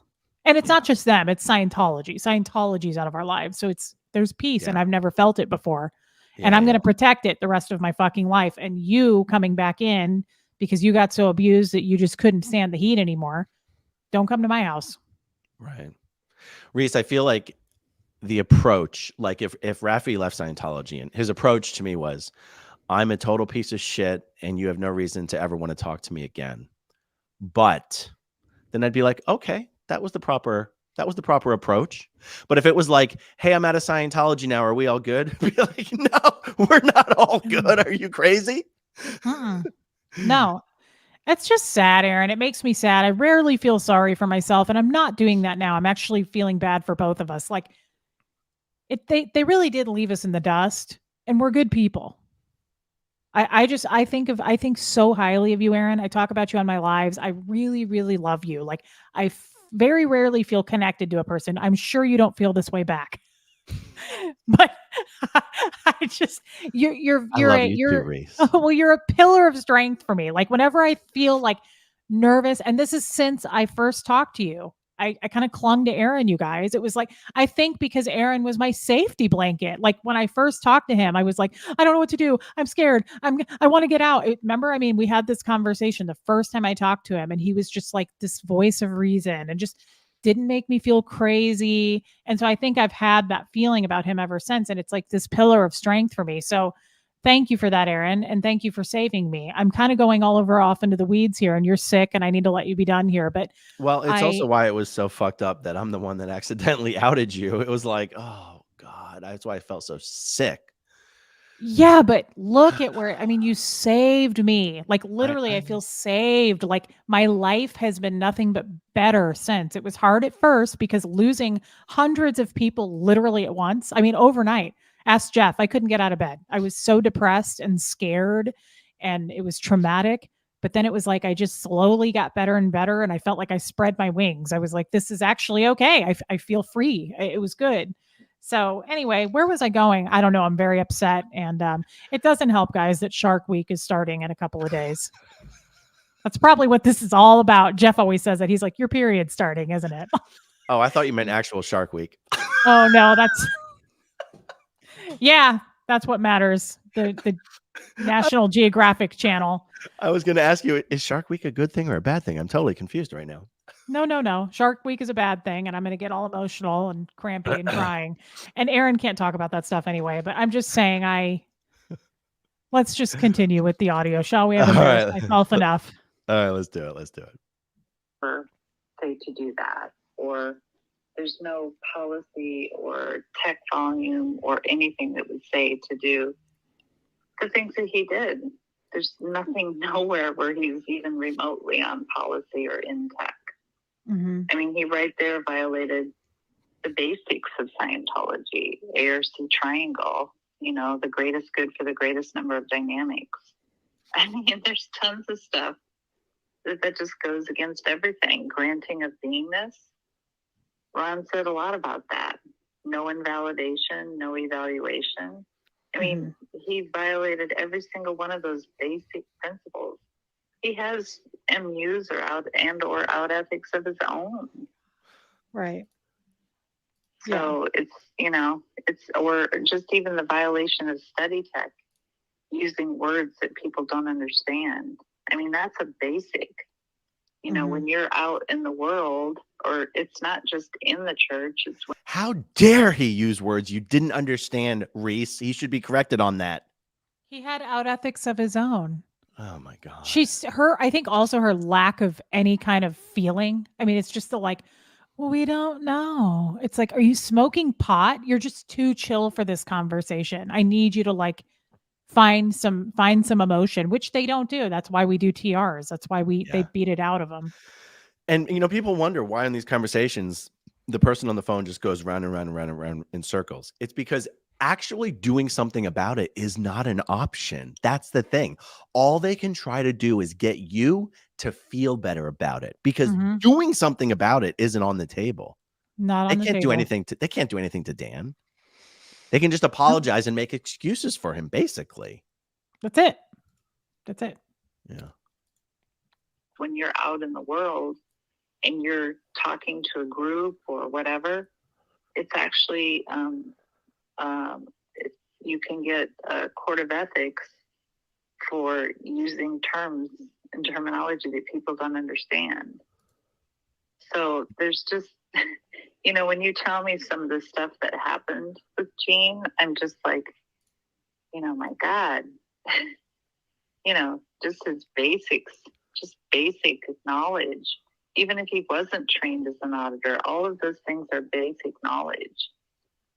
Yeah. And he just didn't apply it at all. Well, that's what I mean. Like, non-Scientologists, people who have never heard of Scientologists, are better parents. Like, that's what I mean. I'm not impressed that like he wasn't trained or he wasn't this or that. Like, there are probably murderers that treated their kids better. Like, I'm not, the fact that like he's not trained shouldn't make a difference. It's just things you don't do. It's just basic human being shit that's like right from wrong. Yeah, no, but I'm just saying the fact that he was a Scientologist. Right. It's just, it doesn't, well, like you say, it doesn't make any sense. It's not right. Yeah. So that's my own stuff that I just have been kind of thinking about and working through. And so when we talk about Huxley, I don't have any interest in putting him on a path for doing a course or anything. So that's why I brought all this up. Since you mentioned like him doing a TR's course or something, it's like, yeah, no, that's, for me, it's like huge putting on the brakes. So even if he wanted to do something, you wouldn't want him to? Probably not, but I honestly the only thing I'm thinking, I don't think Huxley would ever want to do anything in Scientology. I mean, you could ask him yourself, but I'm pretty sure Huxley feels strongly against Scientology because of. Oh, really? Why? Well, just because of what I just told. What? Why on earth, after everything that you just told me happened, why on earth would your son think anything bad about Scientology? Because that's a big red flag, because she's like, oh no, are you saying these things to other people to get them disaffected with Scientology? Because that would be a crime. Do you notice that's the most emotion she showed in this? Oh, really? Yeah. Why? It's like she woke up when I said, I don't want him involved. Well, and also when she was going to write a report immediately on that. Well, and also when she said, even if he wanted to, I go, how in the hell would anyone in the world know whether a child, quote unquote, wanted to do Scientology? Like, this scenario doesn't even make sense. Oh, but mommy, can I please do that? You're a child. She's acting like his thoughts about Scientology are somehow totally separate and unrelated to yours. Like, what is she going to do? Come in and ask him? Right. I mean, yeah. But guys, that's... She's writing a report probably as we spoke there, because that's in this whole conversation. I shit you not. That's the biggest red flag right there. Not Dan, not my dad, not me in a hospital. None of those things we talked about. It was me saying my kid doesn't want to do Scientology. That was concerning to her. Right. Oh, really? Why? What? Tell me why your 13-year-old isn't interested in Scientology. No one's interested in Scientology. Why would a 13-year-old be interested in Scientology? You're not saying bad things to him about it, are you? Why isn't that at the top of his list? Oh, fuck. Told you what I've talked about. He knows a lot of those things. I've talked about a lot of those things. And he just Oh, I feels the see. same way. Like, why was this allowed? Why is this okay? Where the fuck was everybody? Like, I would say Huxley feels pretty strongly against Scientology. But again, you could ask him yourself. I'm very much into Okay. thinking for yourself. So he can, you could definitely ask him. Oh, okay. Well, the only thing is when we were talking, and I just had the idea. I know that you did like Michael Phillips, and he's a field auditor, and I just thought, maybe we could have him talk to Michael, and then if he was interested, Michael could give him some auditing. It's just a thought I had. Yeah. I mean, Michael's a very nice guy. That's another person who I knew, and I think he's a very nice guy. But even that, like, I remember being in many sessions with him because of the out-in thing. And like, he was like, you're not going to get any more headaches with me as your auditor doing this program. And it's like Chris Wharton, tons of headaches. Like, it's just not realistic to me. Very nice guy though. I don't have a bad thing to say about him there. I mean, he was super nice, but yeah, I don't believe in any of that. I don't believe that worked at all. So, yeah, I just don't have there's not a lot there for me to go, oh my God, that really changed my life. Mm-hmm. Wow. Okay. Let me make sure this doesn't autoplay on another I video also or something. think all of her dumb. I don't know about you guys, but it was driving me nuts when I would say something and she'd go, mm-hmm. Like she just did. It's like she's bored. And I think the reason she sounded so lifeless with the tone scale guys, you combat certain emotions with certain emotions. So like I was being kind of antagonistic, and I think you combat antagonistic with boredom. Is that right? Yeah. Yeah. Boredom antagonism So- is 2.0. Boredom is Yep. 2.5. So I was even trained, like when someone's antagonistic, you're supposed to be like, I know. Yeah. So I think that's why she was that way. And it was making me crazy because all I could tell the whole time, it was when people acknowledge you like that and they're like, it makes me feel like you think I'm lying. Like you're doubting me when I give you something like that. And you're like, it's like, do you don't believe me? That's how I feel. I get kind of defensive. She took all of that as nattering. That's why she was acting that way. Cause it was like, she was bored with it because this is all just natter, which is complaining. And when in Scientology, when you're complaining and you have natter, that means that you've done something to that person or that organization. That's so right. It just means I'm full of crimes. And she's sitting here going, yeah, tell me more about Dan beating you. It's because you did something to him. And it's because you didn't send the telex right that day. And this all started with you. That just makes me even more angry. Anyway, help me, Erin. Go on. Well, it's just that to a Scientologist, there is only one acceptable resolution to any problem. And that is the person stops complaining and they're ready to do more Scientology. And there's no such thing as maybe we leave this one alone. Maybe this person was done wrong and we just we can't fix this. It's considered that you have not correctly applied Scientology until this person in front of you is willing to do more Scientology. That's why these guys just go in circles and circles and circles and circles and circles. They're not allowed to just go, yeah, you're right. This is so fucked. There's no going back. Please let us know if you ever want anything, if you're ever ready to come back, just let us know. You call us. We'll leave you alone. You're not allowed to do that. That would have been better. Yeah, it would have been better. That would have been better if they just said, you know what, we're just going to leave you the fuck alone because you're pretty fired up, gal, and we really don't want to be involved in this. Yeah. In fact, it's one of the ways that Scientology continuously makes its own enemies. It never just says, you know what? It's totally okay that you're upset. You have every right to be upset. We're going to leave you alone. Yeah. Sometimes that's just the right thing to do. Yeah. But they can't do that because that would be admitting that we don't have a solution. Yeah. And they have the tools for life, per John Travolta. That's right. It's the That's tools right. for life.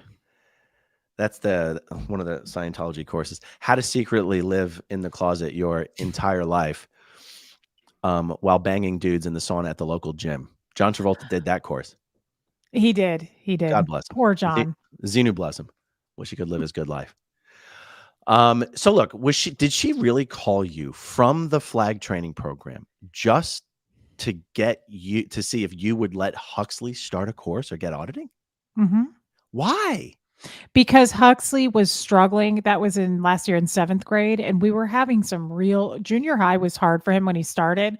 We were having behavioral issues, which all of these things are like, ooh, let us get our hands on him. They love that kind of stuff, especially in a kid to go, we can fix that.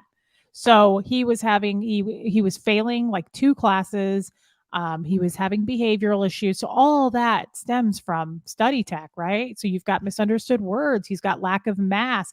So she was trying to get her claws all in Huxley for quite a while from flag. And I have another audio where she's like, asked me just point blank 2 different times in this one phone call. And she goes, let me ask you, would you let Huxley come live with us? Mm-hmm. And I'm like, oh my God. Sorry, I have a Gertie hair in me. And I'm like, wait, I played that for my mom. And my mom was like, who is us? She's at flag. She's been at flag for years. 1, 2, never. He's not going to live with you guys. But it was just this very like, you don't have the tech and you're not mothering him properly. We can get him on track. So her and Doug both were trying so hard to get him on a course because we can just get his grades and his behavior right back to normal with Scientology. Do you know what I think that means? I think that for her to be on the flag training program and calling you to try to handle your son, what that means to me is that she, in her own ethics interviews and PTS interviews, when she's being asked about any sources of suppression or interbulation or N theta, she was offering up to the ethics officer information about Huxley. And so the ethics officer said, in order to handle your PTS situation, you have to get Huxley handled. She was probably saying something like, oh, he's having so much trouble in school, we're worried they might put him on psych drugs. And they were like, oh, this is a problem. You have to get Huxley handled because there's no reason in the world when you're on a flag training program, that's all you're doing 110, 120 hours a week. You're living, breathing, and eating it. For her to be calling you about Huxley means she was bringing it up as a reason why she was having trouble on the program. You're right. I didn't even think of that. Oh, this gets really fucking sick. She's having trouble because my daughter-in-law's not handling her son and he's going to end up in the hands of the psychs. And well, you make a great point. He did. So what happened was it got so bad that I had a meeting with the assistant principal and he was like, if you would like, he didn't force this. He just said, if you would like, we can have Huxley meet with the school counselor like once a week just to see, just to check in on him. And I was like, I would love that. Yes, I would like to do that. And I told Brenda that. And she lost her mind. Wow. And she was like, what do you think this is going to help? And what do you, and I have to be honest, guys, at that point, I was trying to piss people off. And I even said, I said, not only is he going to meet with a counselor, I'm going to get him a therapist, like a private pay therapist. And she was like, what do you think these people do? What do you think they're going to do to him? And that old chestnut, he's going to be electroshocked tomorrow. So you're right. I didn't even really put that together, but I bet you're right that took her off of her training because she had a present time problem about that. And so then that kicked off into the conversation we just had. And then I have another audio of her saying, can he come live with us? And I was like, you're out of your fucking mind. But also then she said, can Doug come and tutor him? And so that was the handling. I agreed to that. And I said, tutor him where? It has to be at my house, at my kitchen table, so that he's not, because I said, no Scientology will ever be allowed, because she wanted Huxley to go tutor at their house so they could do some TRs. And I was like, absolutely not. So I gave approval for Doug. So that was what was going on. Doug had been coming over Monday through Friday from like 5 to 7. And while I cooked dinner, I was right there in the kitchen and I would watch them. And he tutored Huxley. Did it help at all? Absolutely not. It didn't help at all with Huxley. And that's what I'm saying. Huxley was like not doing so well. And now, since Doug is disconnected and Brenda's disconnected, he is so much more chill. There's no more of that bad behavior. It's almost like it rattled him, like having that constant. Wow. So you're right. That's probably what happened. And it creeped me out. She said it 2 or 3 times on this call. She's like, what if he came and lived with us? And I thought, you have got to, she goes, what if I send Doug? I was like, what kind of entitled? She goes, what if I send Doug up to the school to sit there and watch him in each class and make sure that he's looking up words? And I was like, this is the real world. You can't send a grandfather into a school full of children, a public school. That doesn't sound creepy at all. I'm just going to sit here and watch. I'm just here to observe. Don't mind me. I'll be in the corner. That's some Dan O'Connor behavior right there. That's not allowed. Oh, yeah. My goodness. I mean, they're so entitled to be like, can he come live with us? If he can't, what if we come watch him at a school all day? What are these ideas? You're out of your mind. Wow. I will burn everything to the ground. Like, no, you can't take my child. Don't try to make me feel inadequate as a mother, too. That's what she was doing in those conversations. Like, oh, yeah. All of your ideas aren't working. So we're going to have to bypass you and take over at this point. I wonder if their fixation on Huxley has to do with the fact that Doug thinks Huxley is Doug's father reincarnated. Absolutely. So I think how dare you let Doug's father fall into the hand of the psychs? By the way, in this case, the psych is just a counselor. This is a counselor. Scientologists do not differentiate between psychiatrist, psychologist, counselor, licensed mental health therapist, whatever the hell it is. I don't know. There's a bunch of different certifications. To Scientologists, they're all the same. They were like, Doug's father sat on a phone wire for 40 years waiting to pick the right body, and you are ruining it. He was up there with those crows. And I was down there in the ice. Fight me. Wow. Yeah. Isn't that nuts? That's nuts, guys. That's nutty. That's real nutty. And so I was already pretty fired up and ready to rock and roll with her. That's some serious gaslighting. But yeah, I can't say enough about, they say in Scientology, when you cut out when you do a PTS handling, it's to find the who, it's to find the why. Who are you connected to that's causing all this trouble in your life? That's why they call you a potential trouble source, because you're connected to somebody who's causing all this trouble, all this noise. And then once you apparently cut it out, you're like, oh, I'm great. Okay, now I can get back on the bridge and I'm good again. That's how I feel. The tech worked. I cut out Scientology. I'm serious. We cut out Doug and Brenda. We've never been doing better. Wow. It worked. Hip, hip, hooray. Hip, hip, hooray. 3 cheers. Yeah. There's some comments that required responses, and so I've saved them. You want to tackle them real quick here? Please. Yeah. Okay. Russ Hampton asks, this was way in the beginning, can you file any kind of charges on this woman beater, Dan O'Connor? And has anyone else he's done this to gotten out of the cult? Maybe his victims can do something to get justice. Sad that it's done. Do you want to say anything on this? As far as I don't know if I know he's done this to other people. He did this to his sister Kathy. He's done it with people who are still in, guys. I don't know if anyone who's gotten out though, honestly. Can I file charges? I don't think I can because it's outside of the statute of limitations. Yeah. Can we say that you've checked with a lawyer who has told you they don't believe these things are within statute of limitations? We can say that. Yes. Right? Yeah, we can say that. Yeah. Okay. I've messaged people and let them know that. Okay. And that's okay. So what's our other option to that? If we can't take Dan to court, we can't expose everything about him. And my lawyer said I can do that. She said, you can absolutely show all the evidence you have. So, because you know what? She said, is it the truth? And I said, yes. And she said, then you're absolutely okay. Yep. So suck on that, Dano. Yeah. Sarah says, please, will you make merch that says not today, Phaeton, with a lisp just for us SPs? Absolutely. Reese, as soon as I get any good designs on this, I'll share them with you and we'll get your merch store going as well. Okay. Sounds cool. I don't really understand how that works, but yeah, we can break that down sometime. Jeff says, could Dan, his sister, and Brenda at least be declared PTS for these recordings? Not really. It's not a PTS issue.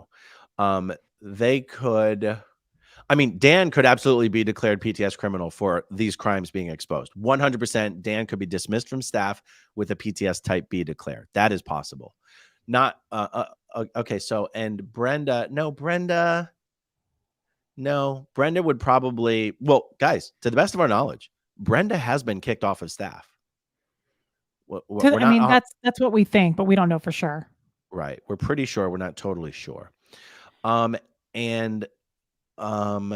Kathy's probably off of OT7 right now doing some sort of ethics handling for being so. Is there PTS type stupid? Ugh. For letting herself be recorded by someone who already admitted to recording other people? Like, PTS type stupid that's going to be my new catchphrase. I declare that's an OT7 for you. PTS type stupid. Yeah. I mean, that's a good example. I'm glad everybody got to listen to that because that's someone on OT7. They're supposed to be the best of the best and little geniuses just running bodies. Exactly.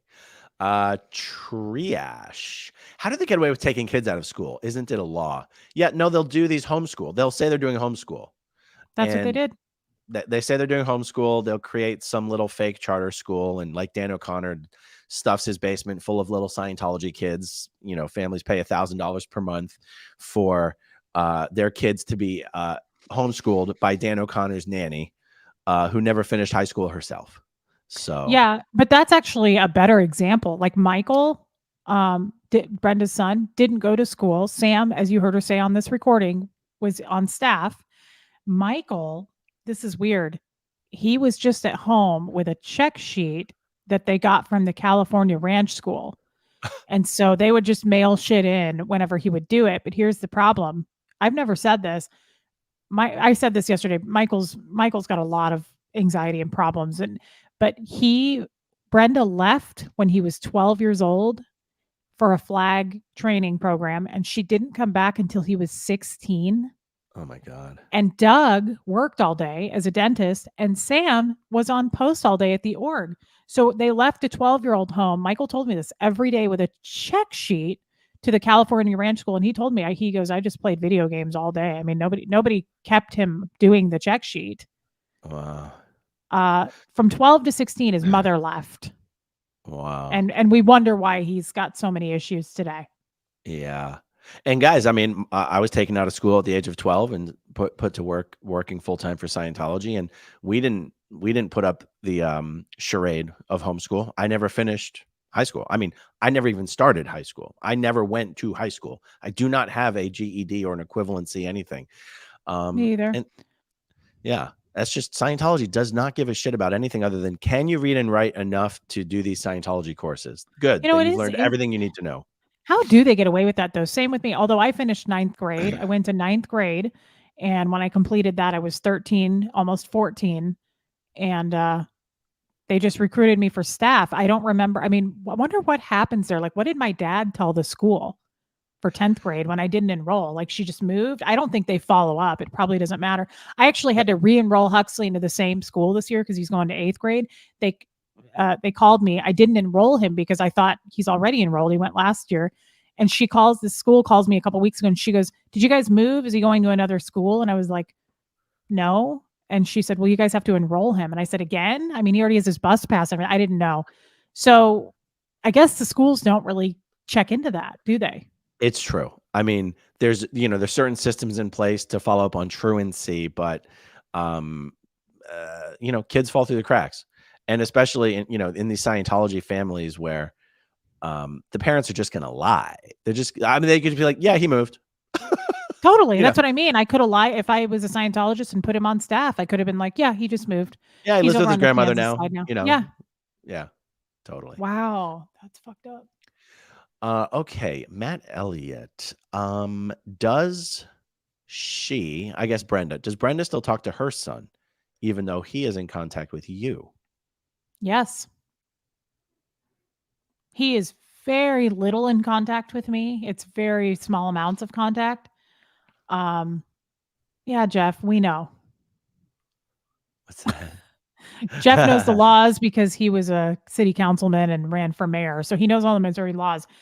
But Jeff, that contradicts right there. They don't follow up. I came to Missouri at 13 and joined staff. So that doesn't even apply what he's saying there. Yeah. That you have to be 16. Somehow, Jeff, the like Aaron said, people slip through the cracks. Yeah. Gas passer? Gas passer. Okay. Was that my old auditor? What reaction will Scientology have to these phone calls? They're going to say, Brenda, you done messed up. What will they do? They're going to be like, can you please stop calling the disaffected people who are recording your phone calls? Thank you. Thank you. No, seriously though. Like, I wonder if Brenda's going to call me up and be like, you ruined my life. That's a damn good question. It's really hard to predict. Because it's a total shit show in Scientology land these days. It's very hard to know what sort of responses there's going to be. They're all over the place these days. I got to be honest, Aaron, it makes me a little nervous. We were at a place, we went out for a date last night, and we were at a place where Dan and Amanda, back before I got, unblocked, they would constantly check in there on Facebook and go on dates. And I was like sitting there eating and I was like, oh my God, like what will happen? We're in a pretty small town here. Like it's not that big. What will happen if we, I mean, I felt nervous, but at the same time, I feel like I would have been like, we have extra room at this table. Do you guys want to sit with us? Good to see you. You should take comfort in the fact that the only people in Scientology who truly have OT powers are the suppressive persons. You're the ones who are truly cause over the physical universe. If a Scientology, if Dan and Amanda were to walk into that restaurant and see you guys, you'd have like a force field around you. They would enter the restaurant. They'd immediately see you hit your force field and run away because OTs are terrified of SPs. It's amazing how that works. Well, we give them cancer. They look us in the eye and then they get the cancer. Yeah. I mean, just seeing you, they could lose all of their gains that they've paid $1 million for. Does that mean the body thetans would come back? Their body thetans all come back, just like in Ghostbusters when they release the trap and all the spirits come back. That's what happens. Is that what it is? I mean, I really do imagine what would happen if they walked in, or if I walked in. What if they were already seated and eating? Would they be like, check? Like, would they get the fuck out of Dodge? They'd probably dine and dash. Just throw some cash on the table and start running for the door. Not today, body thetans.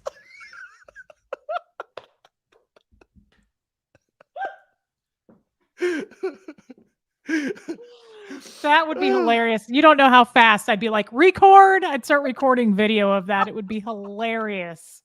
Be like, but Dan, you asked me to meet you here. But Dan, why are you running? Dan, come back.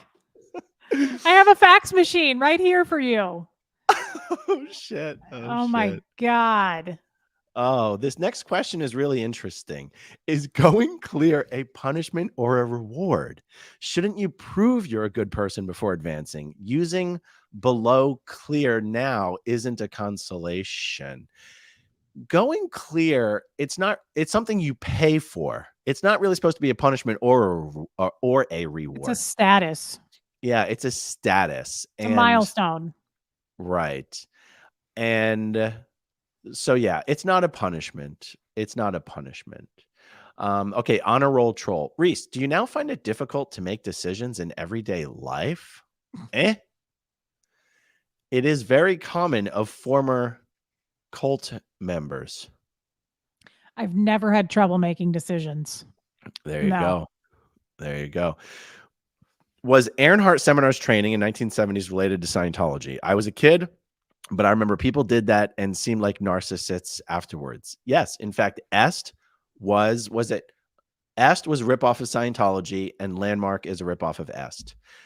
So much so that in Scientology, there is a specific auditing program designed to fix people who've done Est. It's called the Est Repair Rundown. Scientology and L. Ron Hubbard was very aware of Earnhardt and his seminars and very much did not like them and considered it to be a squirrel offbeat practice of Scientology. So there you go. Cat AC/DC fan. I never would have thought that Huxley had any problems. He seems like such a together kid now. Thank God you two got out. Yeah, he is, and he always was. But I think when I talked to the school principal, I mean, he even said he was like 7th grade for whatever reason is just a tough grade for some kids. Like I believe it. They go from grade school where it's one class, one teacher to like having to adjust to, making different friends. And I think he just had a hard time. And I think hormones, guys, I mean, he wasn't horrible, but it was a difference. It was a noticeable difference. He was having school problems and he's not at all this year. But I mean, I don't know. I didn't think it was like crazy, but clearly Doug and Brenda did. They wanted to move him in with them. It's incredible. Workaholic Panda, would a trainer have been on the phone with her? We can sort of assume what he means here. I don't think anybody was monitoring that phone call with Brenda. I don't think so. Did you get the sense that anybody was? I don't think so with what she said about Dan. Yeah, exactly. I don't think that story would have been retold. I think she said that somewhere in a closet. Yeah, exactly. Joni Cummings. How about a t-shirt that says, "Suck on this, Scientologist," or David Miscavige? Love the both of you. Suck on this, David Miscavige would be a fun one. That would be. Yeah. Lori Harris. Does Scientology create the crazy, or are the crazy attracted to Scientology? I don't know. It's got to be a little bit of both, right? A little bit of both. But guys, I mean, you're hearing the crazy, but Aaron's a good guy. I'm a good person. There's a lot of good people in Scientology. I can think of people right now that are in there that just don't know any better, but they're good people. Like there are people who are not like Dan O'Connor's that don't harm people. Yeah. And honestly, I would have disconnected from anybody for any reason when I was in Scientology. I mean, I know when I talk about the things I believed in Scientology and the things that I didn't, like I've said, for example, that there was plenty of things L. Ron Hubbard wrote that I had no problem just being like, oh, this is bullshit. I'm just going to set that to the side. So I'm not someone who was like, oh, I must believe and do everything L. Ron Hubbard says at all times. Right. And yet I'm just telling you straight up, I would have disconnected from anyone at any time. Not for any reason if they got declared, because in my mind I'm just going, them's just the rules of the games, you guys, like, the rules, like that's how I would think. Those are the rules. We don't have to bicker about right, wrong, whatever. It's those are the rules. You're declared, you're dead to me. And without even having much, honestly, I'm just, and I say that just so that people understand. And it's not like I magically became like some sort of a different, smarter, wiser, more caring person when I left Scientology. No, I'm the same person now that I was then. Yeah. I just no longer believe in all that bullshit. But when I believed in all that bullshit, what you believe dictates your behavior. 100%.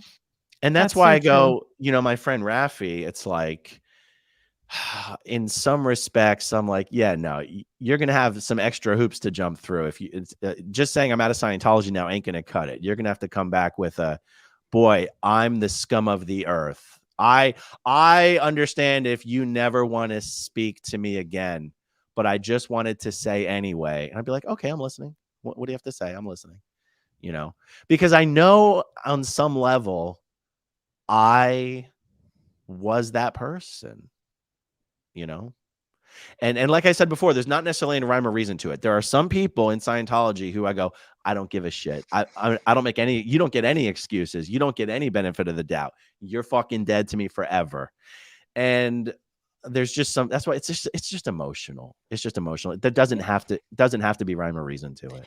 I do want to say that what you just said, though, if the tables were turned and let's say that Brenda said something about, well, for instance, she was abused. I saw chairs, the O'Connor's mother, Linda, threw chairs at her all the time. Let's say that Brenda slipped up and told that story out in public and got declared. And I stayed in. I would never have disconnected from her. I would have lied and said I disconnected from her. She was too important to me. I would never have cut her off. Yeah. So if she were to come back and say what you just said, like I'm the scum of the earth, I tend to like, I don't know, I shouldn't do this, but I hold people sometimes to a standard of what would I do? Like, well, I wouldn't do that to you. I wouldn't have done that, what she did. I wouldn't do that to her, what she did to me. So if she was to come back and go, I'm really sorry, I think I would just have to say like, look, no hard feelings, but like, I just don't want you in my life. I can't trust you. And I think you're toxic. I don't want you in my life. That's what it would really come down to, isn't it? Did you feel that you were capable of trusting this person who was in front of you now, regardless of whether they're now out of Scientology? That's what it really comes down to. And I loved Brenda and she was my family. And that's how I said that to her in this call. There's nothing Huxley could ever do where I would say, I'm no longer your mother. Don't call me. So it's the same thing with Brenda. There was nothing Brenda could have ever done where I would go, I hate you and I don't want to talk to you. Especially, guys, I think that's why I feel so upset. I didn't do anything to Doug and Brenda. I came out and said, this is what happened to me at a very young age. These were illegal things that happened. None of that affects them. They could have easily said, look, we're upset that you did this, but you're still our daughter-in-law and we love you very much. We're not going to kick you to the curb because of that. It's your truth. You told it. Yeah, it's going to suck for our church. But I mean, that's how, to me, I would have handled that. Right. And you know what? One thing that does make what we're talking about, you know, the stuff that happens recently and the stuff with my friend Rafferty different than, you know, how I was always trained to handle these things in Scientology is you're supposed to disconnect, but you're supposed to actually tell someone you're disconnecting. Like it's weird. Like now that I think about it, the best way to disconnect from someone is just to ghost them. But in Scientology, you're actually supposed to send a disconnection letter. Like, so that's what I was used to. You're supposed to be like, you fucked up. I wish we could be friends, but we can't. I hope you see the light. You know, until then, we're not going to be in touch. Now, someone might go, Aaron, you said you would disconnect from anyone, but you lied and you wouldn't disconnect from your mom. That's because I no longer believed in Scientology at that point. I no longer believed in Scientology at that point. I was just pretending to sort of continue to be in the group because I didn't want to lose anything and everyone I ever knew. Right. That's where I was. Yeah. So like the fact that your folks or, you know, Huxley's grandparents, you know, this ghosting thing, I don't know. I feel like it's a product of the internet era where Miscavige realized that all these disconnection letters and all these SP declares were going to make their way onto the internet, that he issued some orders that people were not to put anything in writing anymore. You know, with these recorded phone calls, people are going to be like, we're learning sign language, guys. We're going to have to do sign language. We're going back to smoke signals. No one's allowed to own an Apple Watch anymore. Morse code. Yeah. Yeah, totally. I guess that's why I feel so burned. And that's why the doors is closed for good there for me, is if Brenda had accidentally talked about something she shouldn't have, and it got her kicked out and all of her loyalty to that church didn't matter and she were kicked out, I would have stayed by her side. There's no way I would have been like, I'm done with you. You can never see Huxley again because you talked about something that happened to you 30 years ago that has nothing to do with me. What happened to me had nothing to do with Doug and Brenda. They just protected their church and chose the church over an innocent 13-year-old boy that loves them very much. Yeah. So I hope it keeps you warm at night. That's all I can say, because you're never coming back. Yeah. I wouldn't have done that to you. Huxley would have never done that to you. Huxley said that to Doug on the phone call when he was doing all that crying. He was crying so hard. He said, my mom's not a bad person. And Doug was like, I understand. And he said, my mom didn't do anything to you. He said, the church attacked my mom. My mom didn't attack your church. And he was just streaming down tears. And Doug was like, got it. Yeah. It was Just like the sick. acknowledgments you heard on these phone calls. Yes. Mhm. Got it. Understood. That's all that happened. And it's so that I think that gets to me even more, Aaron, is that it's like none of this had anything to do with you guys. Right. You could have gone on living your lives in Scientology and just pretended, I guess, to not talk to me if they said you can't talk to her. I don't know. I mean, I'm sure they would check up on that, but it's so hurtful that it's like you didn't even say goodbye to us. This wasn't a dig at you guys. And clearly it's like, I threw Dan under the bus. Well, so did Brenda on that phone call.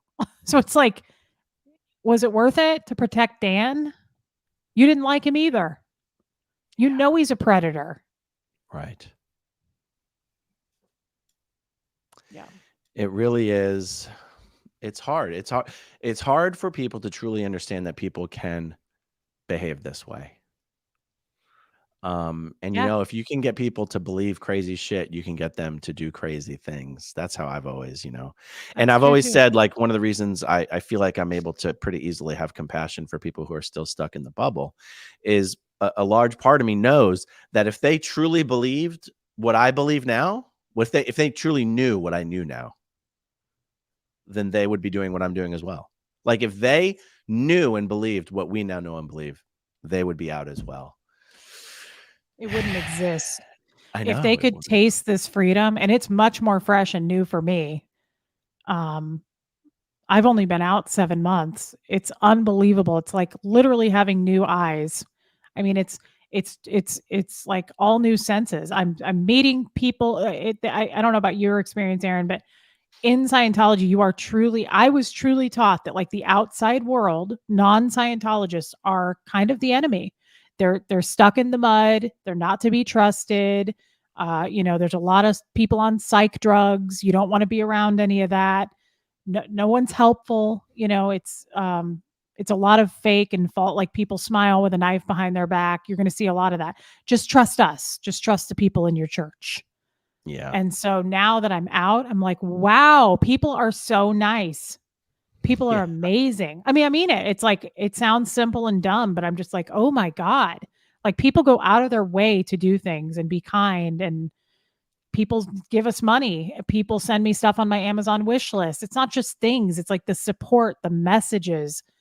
I've never felt such a safety net or an army behind me. It's like people are really there for us. So yes, if Doug and Brenda and all these people knew what it's really like out here, it's a great place to be. It's not what I was told at all. Well, I hope they find out someday. I truly do. Yes. Aaron, I feel sorry for you. How are you feeling? We can I'm doing end fine. here. No, Oh, yeah, I okay. mean, we should wrap up. I mean, we're done. Yeah. Guys, I know it's the end of the video, but if you're one of the 3,800 people watching live, do us a favor and hit that like button. It does actually help, believe it or not. And come over. Surely not all of you are subscribed to me. I do have my own channel, so I'm kind of trying to promote that more now. I forget to ask, but if you don't mind, come over, and if you know where the button is, whatever. Subscribe. Absolutely. Guys, I've got Reese's channel linked as the #1 item in the description of this video. Relatable Reese. Go over and give her a subscribe. And actually, I mean, a good, a whole, I think 1/3 of the people watching are watching on your channel and 2/3 are watching on mine. That's not a bad split. That's pretty good. Oh, that's cool. Very Yeah. cool. Well, thank you guys for supporting us. All right, everyone. Well, thanks for sticking in there with us today. Thank you all for your support, for all your love, and thanks to everybody who watches until the very end. Bye, guys. Okay, if you want to see my rock and roll songs, click right on this guitar. And if you want to see a different one of my videos,